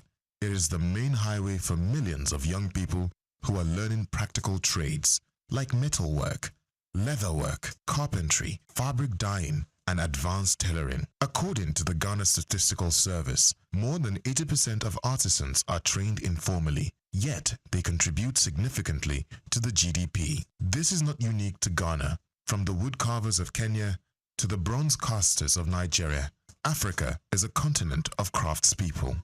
But Ghana offers a model where traditional skill acquisition meets modern enterprise development. Institutions like the Council for Technical and Vocational Education and Training, COTVET, have begun integrating indigenous knowledge into formal systems, developing a dual-track model that combines age-old methods with certification, mentorship, and business incubation. As Africa looks for solutions to youth unemployment, the answer may not lie in importing Western education models, but in elevating what we already have. Imagine if every African country invested in formalizing informal skills, adding value chains, technology, and access to export markets. The challenge, as always, is perception. We must stop seeing artisanship as inferior. Ghana is showing that welding can build wealth and textile design can drive trade. The African hand is skilled. The African mind is gifted. What remains is for policy and investment to catch up with potential. In Ghana's apprentices, they don't just see workers, they see a future workforce Africa can proudly call its own. I'm Moyosore Adebi for Souk News TV.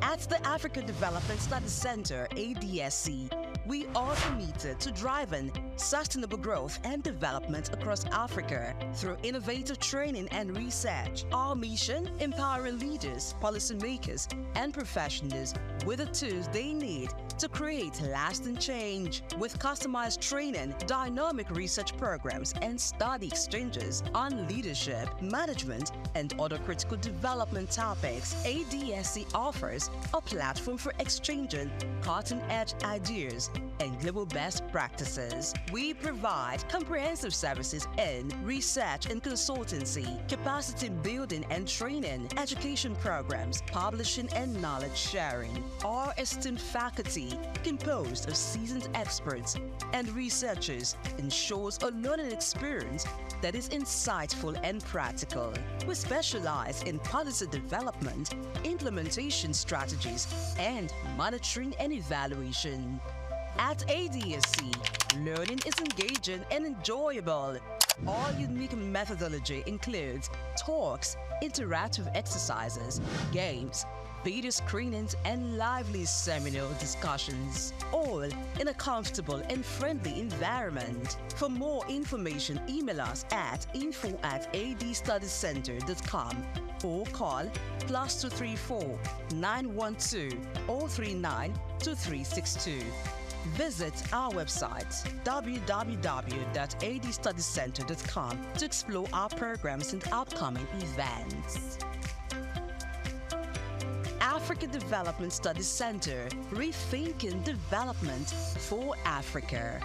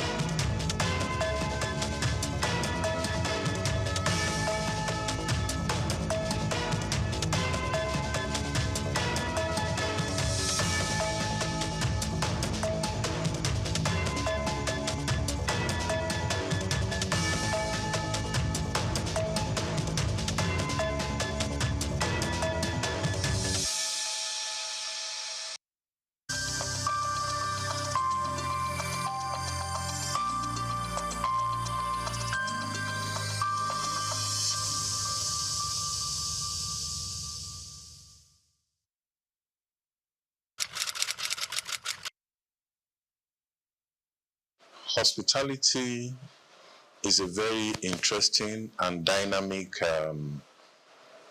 industry. Hospitality industry, very interesting and dynamic.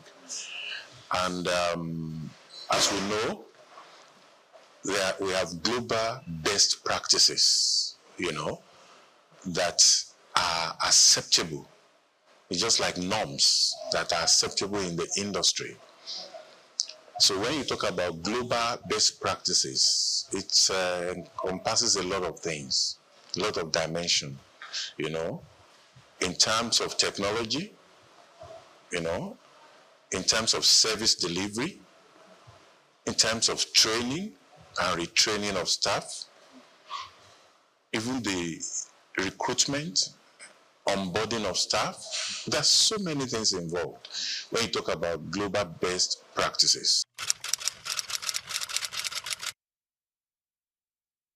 Well, let me just say the main challenge we have in this climb is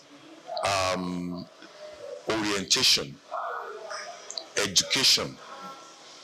You know, in this climate, many people go into the hospitality business without much information about what they are about to go into.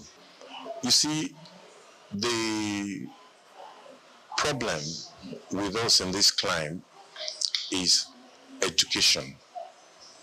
You see, many of our hotel owners are not properly educated before going into the business.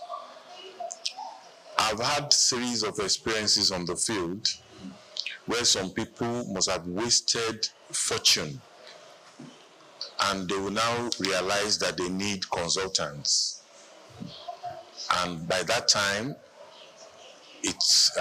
let me say it may be late already. Before you go into any business, get to understand, how it works. The hotel business is a very complex business. Like globally, the trend is making sure your guests' expectations are exceeded. And so many, the technology is employed in making sure this is possible. You won't believe that up to now, we still have some of our local brands. In fact, most of our local brands have not even adopted the PMS. PMS is property management software, where you right from the guest arrival, in fact, right from online, by the time you are checking online to know about the hotel, their products and all that, right from online to when you get to the front desk and throughout all your experiences, all these things are captured by a software, makes the experience so robust and all that. Up till now, many of our local brands still find it difficult to adopt this PMS. To them, it's expensive. To them, they don't see any reason for it. And this is what makes, it improves guest experiences. It makes you satisfy your guests. You even exceed their expectations. Makes just just in the touch of a button, things are already happening. In the Western world, they're already going into, AI, right from CRM, customer relations management, service, CRS, and all that. They're already exploring using AI and all that. Here we are still on biro and paper. How do you compare the brands? The local brands are built around the owners. The owner, tells you either he is knowledgeable or not about the business. He runs it like a one-man business. And at the demise of the owner, the business dies. Unlike the global brands. The owners of Marriott are long gone. And Marriott keeps multiplying all over the globe. Right now, they have about more than 1.5 million properties all over the world. They have acquired Sheraton here in Lagos, even 4 Point by Sheraton. You see them expanding. What is the secret? It's all about process, system. When there's no process, there's no system, then you are planning to fail. And it's a common saying that when you don't plan, you're already planning to fail. When there's no planning, many of them go into the business without proper feasibility studies. A young man came in from diaspora, was not just last year, to invest in this same hospitality business, set up a lounge on the island. You won't believe it. 6 months, 100 million was gone. And he had to pack up and return back again. So what is happening? Why is it that the global brands are thriving and our own brands are not thriving? Meanwhile, we should even have some advantages over the global brands because it is natural. We are naturally hospitable. It is our nature in Africa. You know, hospitality, I mean, Africa is hospitality is Africa. You know, so all we need to do is to get the formal training and convert our virtue, hospitality virtue, into in a professional way and run the business professionally.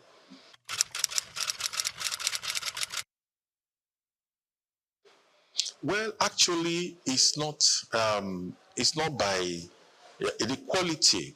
We still have some boutique hotels, you know, that are doing very well in the country. They are already trying as much as possible to, you know, follow the global best practices. You know, it's not until your hotel is so massive and big before you can exceed your guest satisfaction, you know. No. Even if it's just 7 rooms, you can still have a brand that can be reckoned with. You know, a brand is not until it's massive before you can say you have a brand. You can have a brand even in a small hotel. You can create a brand. So it's not about of course, we have some hotels that takes care of the middle class and they are doing it perfectly well. But what I'm just saying is majority of them are not doing it well because they have refused to adopt the tech. They have refused, you know, to follow, you know, good processes. They don't care about training. As far as they are concerned, the staff are just slaves. They use them and dump them. You know, they believe that if they don't do well, fire them, hire another person.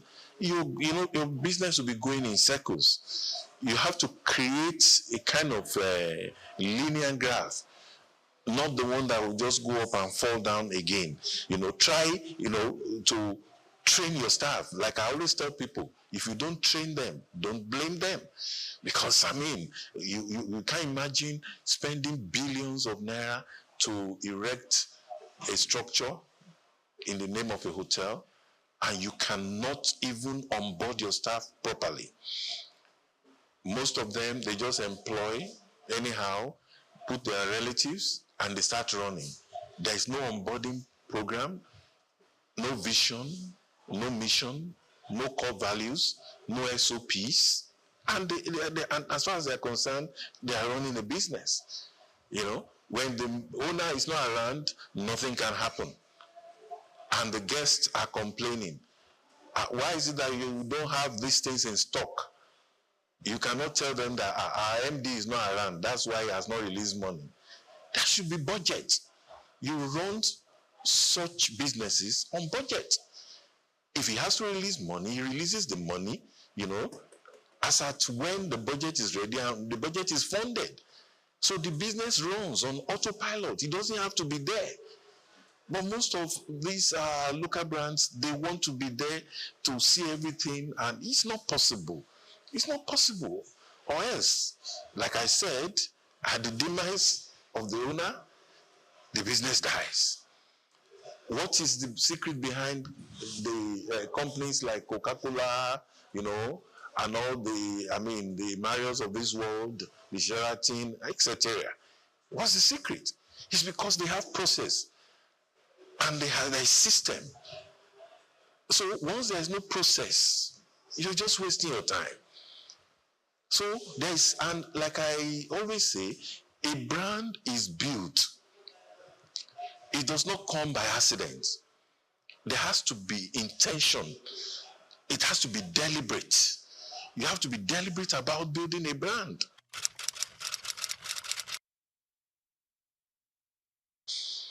Well, the truth is, staff will always live where they are not well treated. One thing is to say you are training Another thing is the environment conducive for them? They're not animals. If they are well treated, they will stay. They receive training. They see a future in the organization. I mean, there's nothing like staff handbook. You don't even know your rights. You don't know your privileges. You know, you don't know where the company's right stops and where yours starts. You don't know whether you're entitled to leave or not. In fact, that one is in the hotels. In our climb here, there's nothing like leave. You know, you treat them anyhow. Why will they stay? But go and check out those local brands that have adopted these global best practices. Their staff are not going because they see a future. And the issue of trust, you know, you're talking about trust. It's not peculiar with the local brands. If money can be stolen in the local brands, it can be stolen in the international brands. But the difference is the process. You see, like most of our clients, when we try to consult for, when we take over, I always tell them, look, let's put a system in place. Increase their salaries. Let their salaries be enough. Then those that were there with the wrong intention, by the time the systems are in place, they will leave because they know they cannot steal. Recently, in one of the hotels I consult for, somewhere in Ogun State,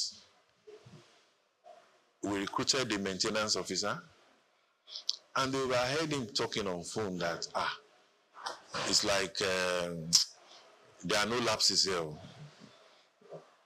Barely 7 days. He was already looking for, you know, lapses to explore. And that he has to leave.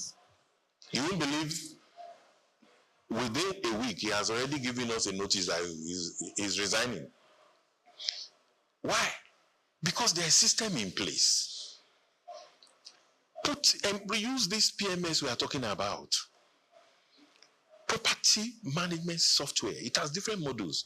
You have the front desk module, you have the restaurant and bar modules, you have the accounting module, the inventory module, you know, different modules, and they all work together.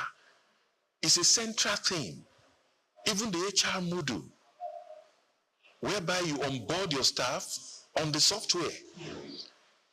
Right on the software, you know whether their documents are complete or not. Those that are 80% complete, what are the outstanding documents, the guarantors, and all those things. But most of these people, when you tell them, it's alien to them. They don't believe it's workable here. All theirs is, and another thing, another dimension, another thing I noticed about our local owners is, how much was your sales yesterday? The next thing is he has taken everything. He's going to party. No future. The business has no future. And when the employees see you spend like that, see you behave like that, you are also tempting them to start behaving like that, to go into the money if they have the opportunity to, because they don't have a future in that business. They know their future is not guaranteed. Tomorrow the business might fold up because of the recklessness of the owner. You're building a business. Allow it to grow. Nurture it. Let it grow. Let it grow.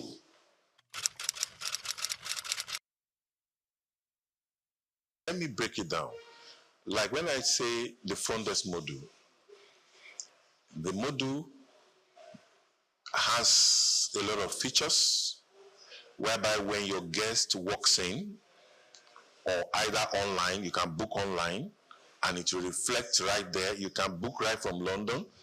You go to the website, the hotel's website, and right from the comfort of your bedroom, you are seeing the different categories of rooms, just as if you are already in the hotel.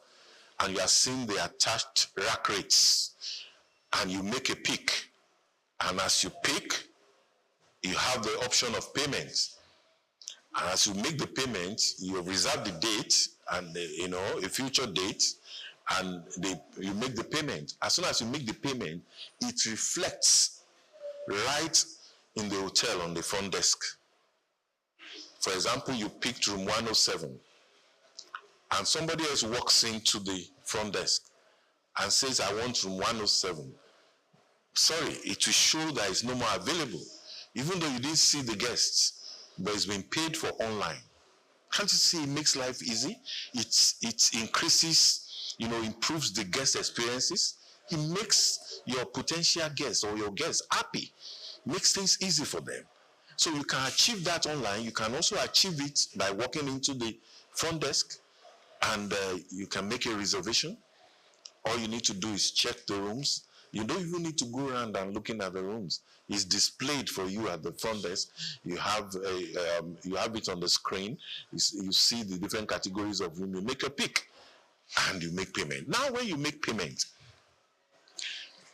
a receipt is generated immediately. Another thing is, that's what you call door integration. When you're talking about fraud, you integrate your door, that's the card system, not the iron key, the card system. You integrate it with your software in such a way that once a card is activated, because once payment is made, the card is activated automatically. The owner already gets an alert. In some software, it's called MRS, Mail Report System, that a room has been sold. Either you are there or not. It's as clear, as simple as that. You don't need to come, and some owners will come and sit down at the reception to see what is happening. No, you don't even need a camera. Everything is automated. No room can be opened. You can't access any room without the card being activated. And the card cannot be activated except payment is made. It's only the payment that activates the card. Can you see that control? So now another question comes. What about when you want to clean the room? How do you get the card? That's what you call, MasterCard, or, floor card and all that, depending.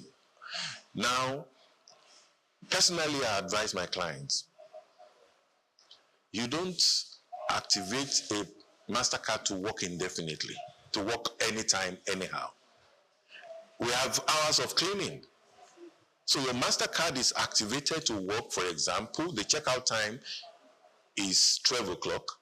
So you activate it in such a way that it's only active between 12 and starting maybe 3 o'clock or so every daily. Once it is 3, you cannot access the room with the MasterCard again. You can see the tech we are talking about. So you can't access any room again. And again, we have energy saving lights, whereby it's only that same card that can power the lights and the TV and the AC in the room. No guest wants to check into a room without the AC working, without the TV working. So it's only that same card that can power the systems. So you won't check me in by 1 o'clock because you have access to MasterCard. And by 3 or 4, once your card is no more active, I'm in darkness. And again, you can always generate a report from the front desk that will tell you how many times, the kind of permit, the entrance, whether the room was opened with the MasterCard or it was opened with a guest card. Right from the report, you see. And when you go to the report and you see that MasterCard open at this time, you say, what happened? Why? Who was the person that accessed the room? So you don't need to be there. A particular client of mine was trying to lease out his hotel, which I always strongly advise against. on the island because he was relocating to Dubai, United Arab Emirates, you know. So I advised him against it. Why do you want to? I've told you to install a PMS since. This will give you some level of comfort because his main reason is that I'm here, right under my nose. They are still stealing. When I leave, what will happen? You don't need to. And thank God he was able to take the advice. We installed the PMS and he saw the difference. Don't, you know, don't underestimate your guests. Even forget the color. They may be black, but they are well traveled. They've been to America, they've been to Europe, they've been to, you know, Dubai. They've lodged in the best hotels in the world, and they know what good service is. So don't think you can just give them any kind of service anyhow. They have an expectation.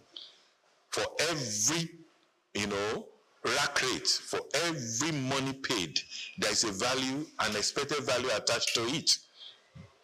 Why is it that you see some guests, they lodge in 5-star hotels, they pay as much as 1 million naira, 700,000, 500,000 a night, and when they wake up in the morning, because of the kind of treatment, when they are checking out, you still see them giving out tips. They are happy.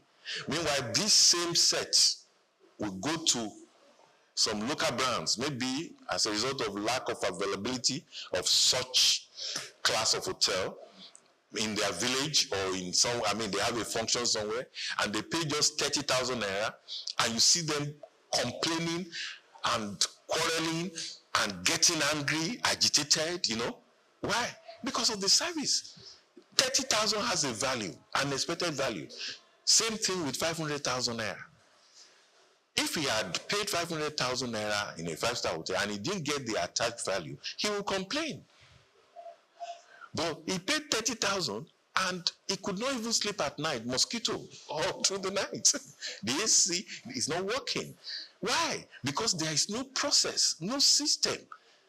All these ACs and all these things, they all have, you know, you have a kind of maintenance worksheet, maintenance plan.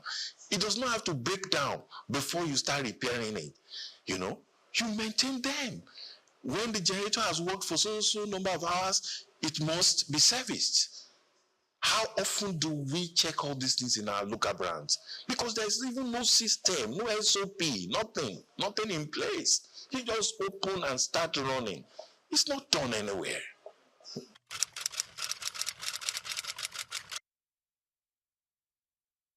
I gave an example of someone who brought in 100 million naira and the whole thing disappeared. You know, let me say, what we should know is that money is inflammable. The whole thing went in flames. That's how I will put it, within 6 months. Why? Because there was no due process. There was no planning. He didn't understand what he was coming to do. He just dabbled into it. You know, in my book, which I will be launching soon in my event coming up, I call it ABC of creating a great hospitality brand. You know, simple, you know, steps of creating a brand. You know, I mean, I made reference to such owners as accidental owners. You know, you just inherited a property, or you felt, okay, what is moving now? What can we do? They say hotel is bringing in money, jackpot. Many people have gone into it and they've gotten their fingers burnt. So I will advise investors, if you want to invest, do proper feasibility study. Do proper feasibility study.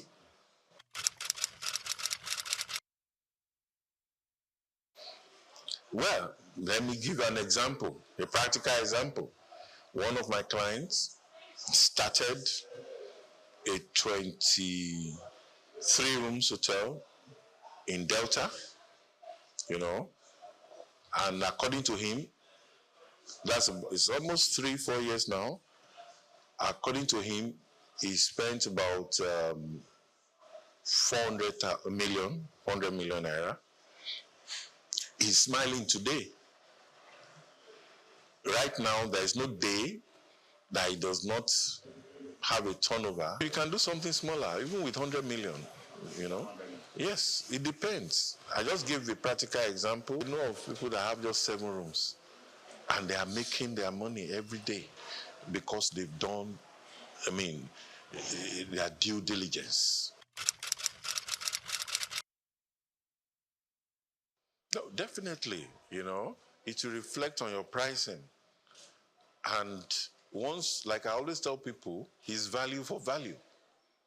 I can't be forced to sell my room 10,000 naira because my neighbor is selling for 10,000 naira. You know, I can sell mine for 40,000 naira and still be fully booked. While the one that is selling for 10,000 naira is not even attracting any guests. Why? Because the 10,000 naira will try to say, okay, when it is 12, we turn off the gen because we want to conserve energy. We don't have money to buy diesel and all that. Start rationing. No guests will feel comfortable. You know, these guests, even in their personal homes, they enjoy 24 hours light. They enjoy themselves. Then you now come, you know, to a hotel where you should relax and be able to think properly. And they are telling you they are turning off the gen because they don't want to sell the room high. I'll tell my clients, sell it high, but create the value. When the value is there, make sure you recover your costs. You have to impute all these things, you know, into your costing. Many of them don't even believe there is need for a revenue manager. Apart from the normal manager, you have a revenue manager. You know, you have cost accountants, you know, apart from the main accountant, people that are in charge of costing. You're selling a plate of food for 7,000 naira. What is the cost? Many of them don't know. And like I said, most of this software takes care of all these things.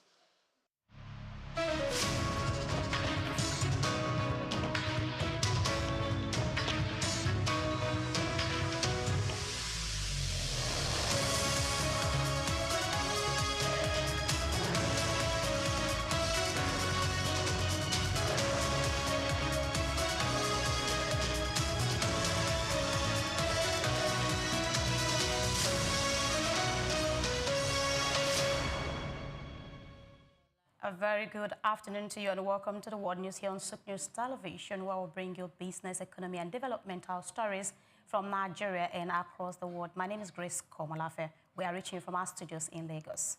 Before we go into the news and details, let's bring you some of our top stories. President Bola Tinubu is set to commission Nigeria's first onshore crude oil export terminal in Rivers State on October 8, 2025. The Nigeria Immigration Service launches nationwide crackdown on foreigners staying in the country with expired visas after 3-month visa amnesty expired in September. US and Chinese investors crowd Zimbabwe's energy sector as market attracts Western nations and new partners. President Donald Trump freezes $26 billion earmarked for democratic states amid escalating political standoff.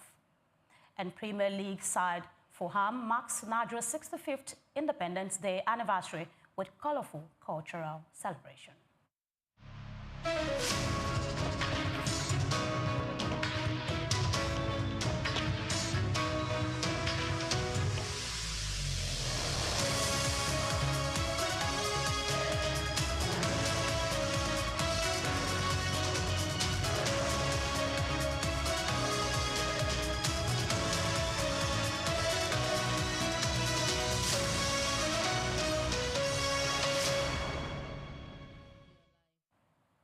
Thank you very much for staying with us. Now we'll bring you the news in details. President Bola Tinubu is set to officially commission the Otakikpo onshore crude oil export terminal in Rivers State on October 8, 2025. The milestone project developed by Green Energy International Limited, GEL, operator of the Otakikpo field, PML-11, is based in Ikuru town, Andoni local government area. The facility stands out as the first indigenous onshore oil terminal to be or youth in Nigeria by a wholly indigenous company, marking a significant achievement for local participation in the country's petroleum industry. It also represents the first crude export terminal to be established in Nigeria in the last 50 years. The last terminal of such scale, the Four Cados terminal, was commissioned in 1971. The Otakekbo terminal is expected to boost Nigeria's crude export capacity, deepen local content, and provide a strategic outlet for oil producers in the Niger Delta. Industry experts say its launch underscores the growing capacity of indigenous operators to drive the nation's energy sector forward. And now President Bola Tinubu has highlighted coal mining as one of Nigeria's fastest growing sector, noting a sharp rebound in the sector quarter and second quarter of 2025. According to him, the industry, which previously suffered a 22% decline, posted a remarkable 57.5% growth, making it the strongest performing subsector within the mining and quarrying industry. Speaking on the developments, the president said the rebound reflects the impact of ongoing reforms and renewed investor confidence in Nigeria's extractive industries. He explained that coal mining is now contributing more significantly to GDP, adding that the government remains committed to creating an enabling environment to sustain such momentum. Tinubu emphasized that the coal sector's resurgence offers not only revenue opportunities but also job creation prospects for Nigerians. He urged stakeholders to consolidate on the gains by expanding investments, adopting modern technology, and ensuring compliance with environmental standards. According to him, the sector's strong performance demonstrates the potential of Nigeria's natural resources when properly harnessed. Moving ahead, the Permanent Secretary of the Ministry of Marine and Blue Economy, Mr. Olufemi Oloruntola, has decried the low budgetary allocation to the sector, warning that the ministry's annual funding remains grossly inadequate to drive growth. Presenting a paper titled Imperatives of Public Investment for Marine and Blue Economy Development in Lagos, he said the allocations fall far short of what is required to modernize boats, secure waterways, expand fishing, promote marine tourism, and invest in renewable resources mining. Oloruntola stressed that the gap between the ministry's wide-ranging mandate and the limited resources at its disposal underlines the urgent need for fresh funding approaches. According to him, unless the deliberate investment is made, the blue economy will remain underutilized despite its vast potential to create jobs, generate revenue, and boost national development. He therefore called for innovative financing mechanisms and stronger public-private partnerships to bridge the gap, moving from mere policy declarations to practical results-driven investment. He said, is the only way to Nigeria to fully harness the opportunities of the blue economy. The Nigeria Immigration Service, NIS, has launched a nationwide crackdown on foreigners staying in the country with expired visas following the expiration of a 3-month visa amnesty on September 30th, 2025. The amnesty introduced earlier in the year allowed foreigners with irregular status to regularize their papers without penalty. Comptroller General of Immigration Kemi Nandap said the enforcement exercise became necessary after many individuals failed to take advantage of the grace period. He explained that the specialized task forces have been deployed across major cities and border posts to identify, arrest, and prosecute violators in line with immigration laws. Nandap stressed that the operation is aimed at safeguarding national security, strengthening border management, and ensuring compliance with Nigeria's immigration regulations. She urged all foreign nationals residing in the country to carry valid documents at all times, warning that defaulters will face sanctions ranging from fines to deportation. According to her, the crackdown underscores Nigeria's resolve to uphold the integrity of its immigration system. Another Chief Justice of Nigeria, Justice Kudirat Kekere-Ekun, has approved the introduction of online applications for lawyers seeking to be appointed as notaries public. The move is aimed at easing the application process, reducing paperwork, and improving efficiency in handling requests from legal practitioners across the country. According to a statement from the Supreme Court, the new system will allow qualified lawyers to submit their applications, upload supporting documents, and track progress digitally. The measure is expected to cut processing time significantly and curb delays often associated with manual applications. Justice Kekereekon noted that the initiative forms part of ongoing judiciary reforms to embrace technology, enhance transparency, and make legal services more accessible. She urged lawyers to take advantage of the platform, stressing that a major modern justice system must adopt a global best practices. The digital transition, she said, reinforces the judiciary's commitment to innovation in service delivery. And now Nigeria has reinstated its commitment to creating a transparent, stable, and investor-friendly petroleum sector, assuring stakeholders that the country remains open for business.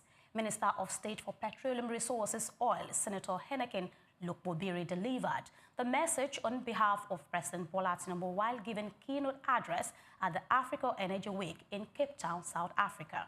He emphasized that Nigeria is actively implementing reforms designed to attract new investments, boost efficiency, and support sustainable long-term growth in the oil industry. According to the minister, government policy now prioritizes transparency, regulatory certainty, and infrastructure development as key lever for restoring investor confidence. He noted that Nigeria, as Africa's largest oil producer, seeks to maintain its strategic role in global energy supply while also working to diversify its energy mix. Lukbobiri added that the administration's focus is not only on ramping up crude output, but also on driving value addition through refining, gas utilization, and energy transition initiative.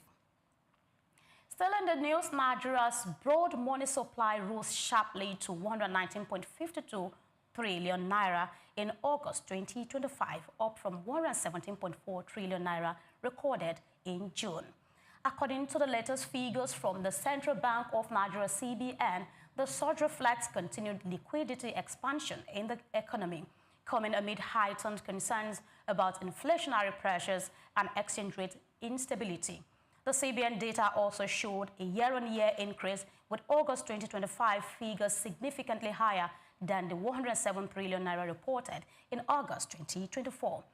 Analysts say the rise highlights ongoing growth in monetary aggregates driven largely by increased credit to government and private sector, as well as exchange rate revaluation effects. While the sustained expansion of money supply underscores economic activity, experts warn that excess liquidity could further fuel inflation, which has remained one of Nigeria's toughest economic challenges. The development is expected to keep the CBN under pressure to balance its policy interventions between stimulating growth and tightening measures to stabilize price in the naira. You're watching the World News here on Soup News Television. We'll take a short break. When we come back, we'll bring you more stories. Please stay with us.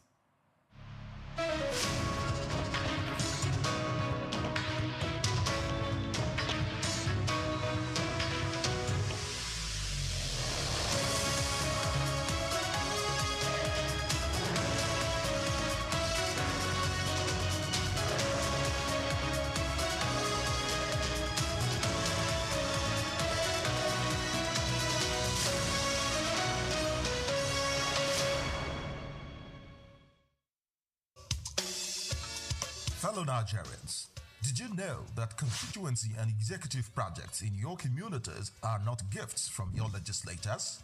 They are projects sponsored by the legislators and funded by the federal government to improve your life and the lives of those around you. These projects belong to you. Without your vigilance, they might never be completed. Don't allow them to fade away into unfulfilled promises. Stand up, take ownership, monitor their progress, demand accountability, and report concerns to ICPC.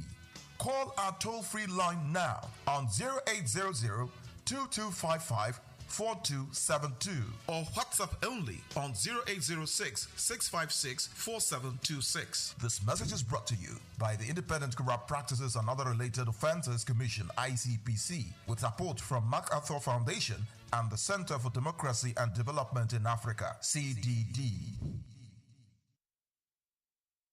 When Emeke talks about black gold, he isn't referring to oil.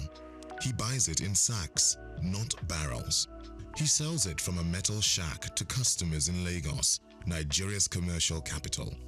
Charcoal is big business in Africa. He says there's enough money in the charcoal trade to make the wealthy envious in several African countries. Charcoal has fueled Africa's urbanization. It is energy dense and difficult to regulate, much like the cities it powers. Despite concerns about pollution, deforestation, and illicit money flows, charcoal remains indispensable. In this special report, written by Bayo Olaoye, he explored the value of Africa's charcoal economy, estimated to be worth billions of dollars, and assesses its viability. Nearly 200 million Africans cook primarily with charcoal, including 27% of urban dwellers. That share has grown since 1960, replacing much of its previous reliance on firewood. If there's been an African energy transition, it has been from one type of wood fuel to another. Charcoal's appeal lies in its convenience.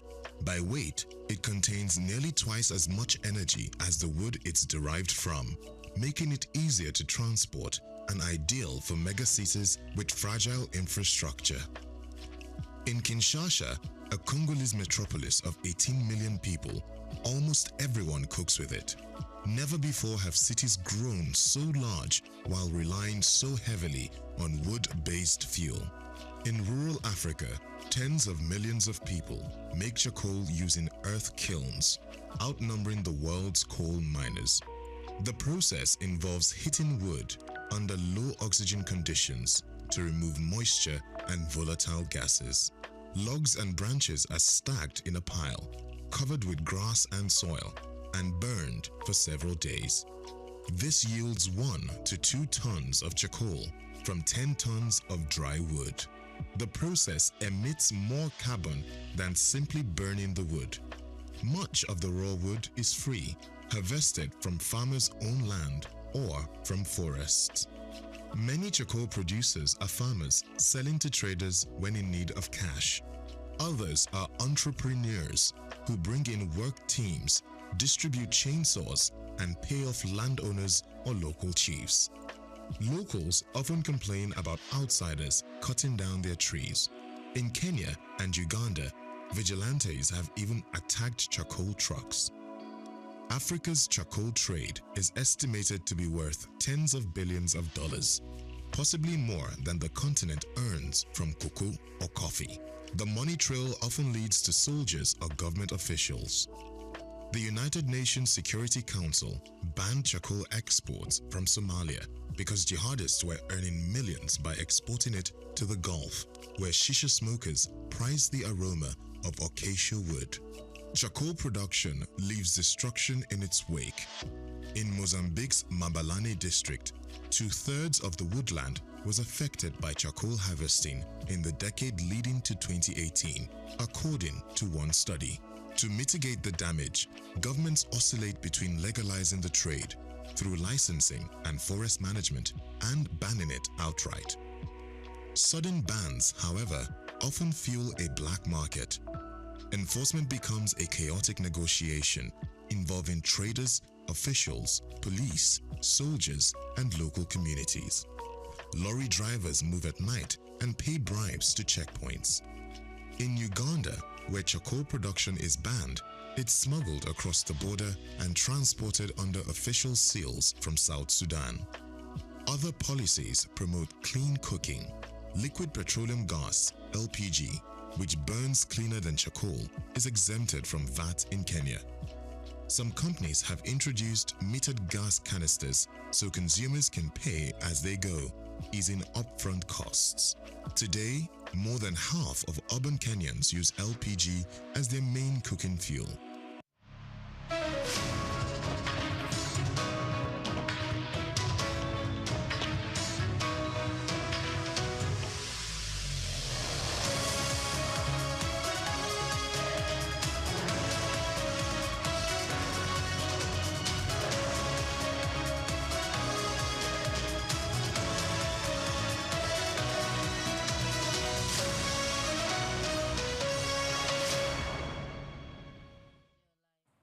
Thank you for staying with us. Now we'll bring you more stories. Zimbabwe's energy sector, long dominated by Chinese firms, is attracting growing interest from the United States and other Western nations.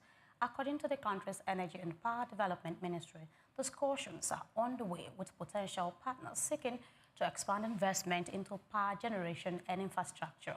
The renewed interest comes as Middle East and Russian investors also establish a stronger presence in the Western African nation, intensifying global competition for influence over Zimbabwe's energy market.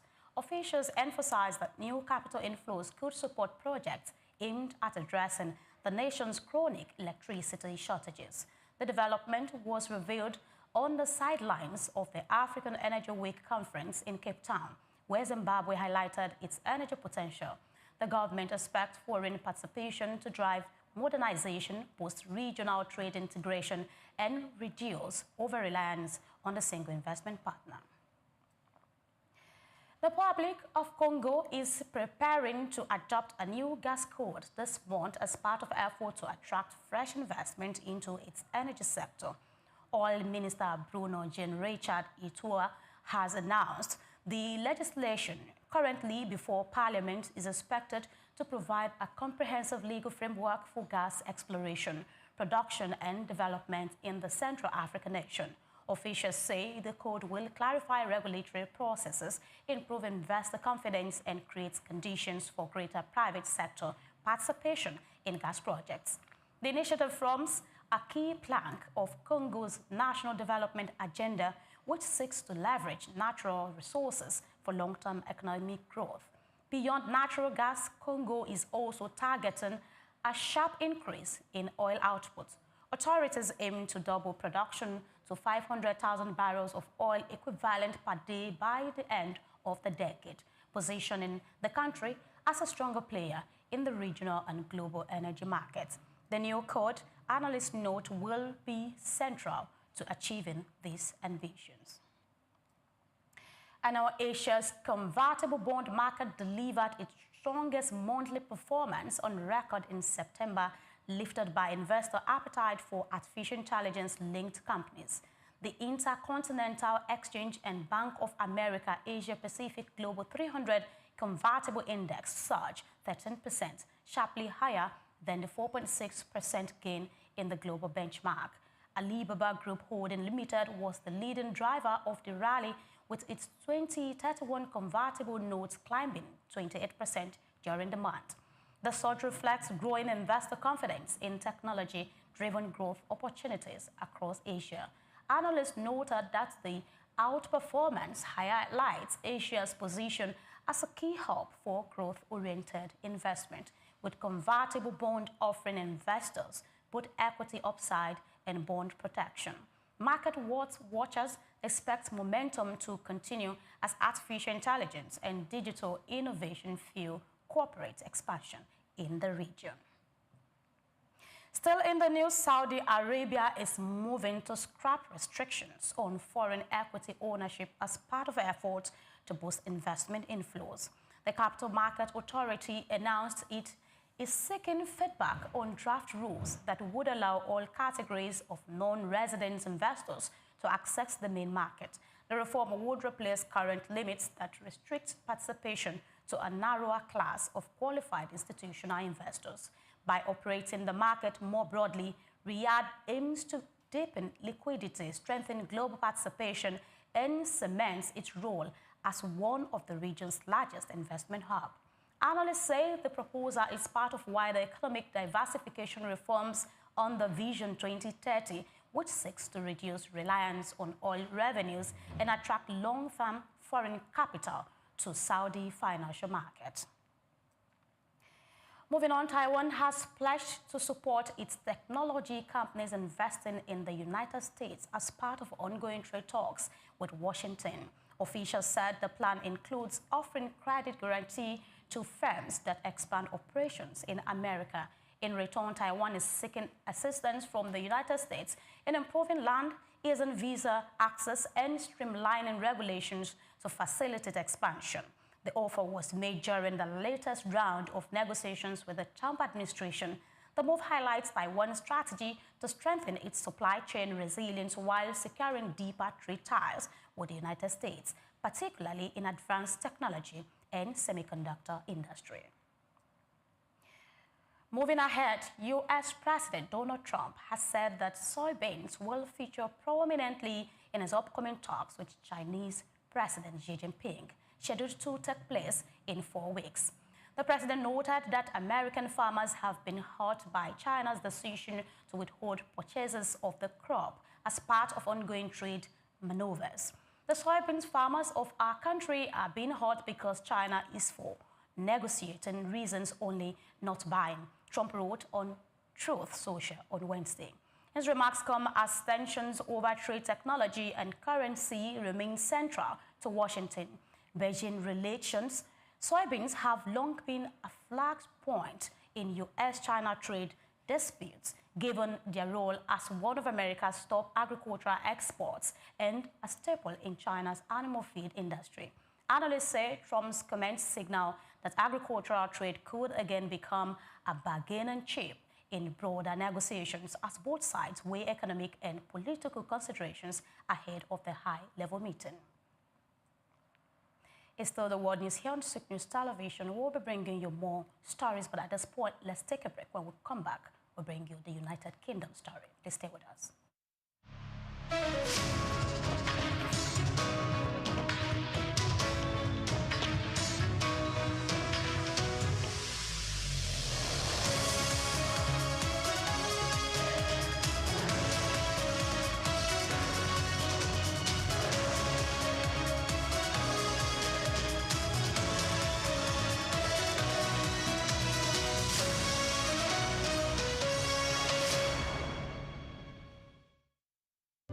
Welcome to the Africa Development Studies Center, ADSC. ADSC is an organization focused on training and research to advance sustainable development and growth in Africa. We exist to facilitate customized training, research, and study exchanges worldwide on leadership, management, and critical development issues. The center offers a platform for the exchange of ideas and best practices. Our comprehensive services encompass research, consultancy, capacity building, training, and education programs, as well as publishing and disseminating development-related knowledge. Our faculty consists of experts and researchers with extensive experience in policy formulation, implementation techniques, and monitoring and evaluation. Our methodology involves talks, individual and group exercises, games, video screenings, and discussion seminar sessions in a cozy atmosphere, making learning enjoyable for our participants. For more information, email us at info@adstudiescenter.com or call +234 912 039 2362. Visit our website at www.adstudiescenter.com to learn more about our programs and upcoming events. Africa Development Studies Center, rethinking development for Africa.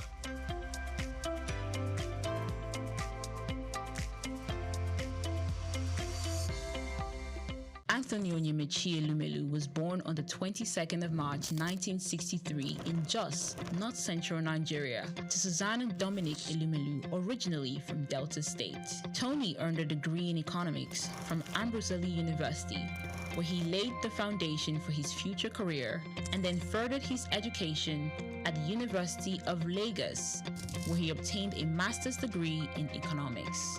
His academic journey also includes attending the Harvard Business School, where he completed the Honor of President Management program, equipping him with advanced business management skills. Tony currently serves as the chairman of Heirs Holdings, Transcorp, and United Bank for Africa, UBA, demonstrating his significant influence in the banking and investment sector. He founded the Tony Elumelu Foundation, which aims to empower African entrepreneurs through comprehensive training, mentorships, and funding opportunities. In addition to his professional achievements, he's also a family man, married to Dr. Adele Vivian Elumelu, and together they have 7 children. In 2020, his efforts were acknowledged when he was named one of Time's 100 most influential people in the world. Anthony Elumelu's net worth is estimated to be around $700 million, a testament to his successful ventures and strategic investments. Elumelu continues to be a driving force in the business world, advocating for sustainable economic growth and empowering the next generation of African entrepreneurs.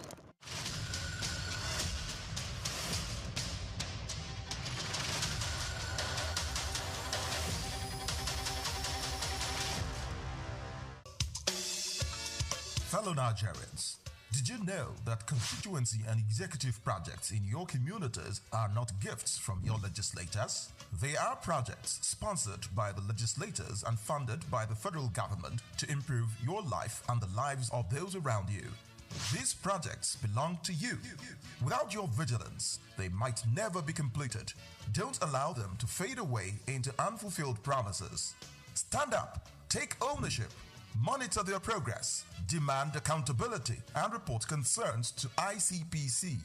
Call our toll-free line now on 0800-2255-4272 or WhatsApp only on 0806-656-4726. This message is brought to you by the Independent Corrupt Practices and Other Related Offences Commission, ICPC, with support from MacArthur Foundation and the Center for Democracy and Development in Africa, CDD.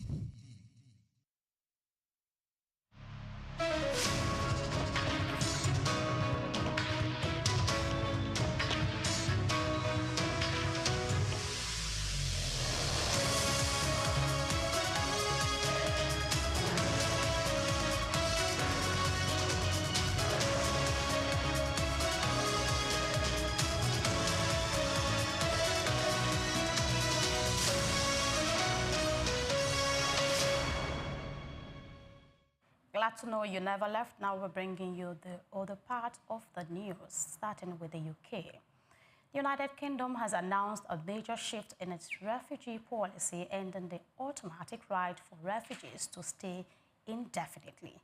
Under the new rules, refugees will now be required to remain in the country for a minimum of 5 years, demonstrate their contribution to society, and meet integration requirements before they can gain settled status. The Home Office said the reform is aimed at ensuring that protection is given to those who genuinely need it, while also promoting fairness and accountability within the asylum system. Officials explained that during the 5-year period, refugees will have access to essential support, but will be expected to work, pay taxes, and actively integrate into local communities.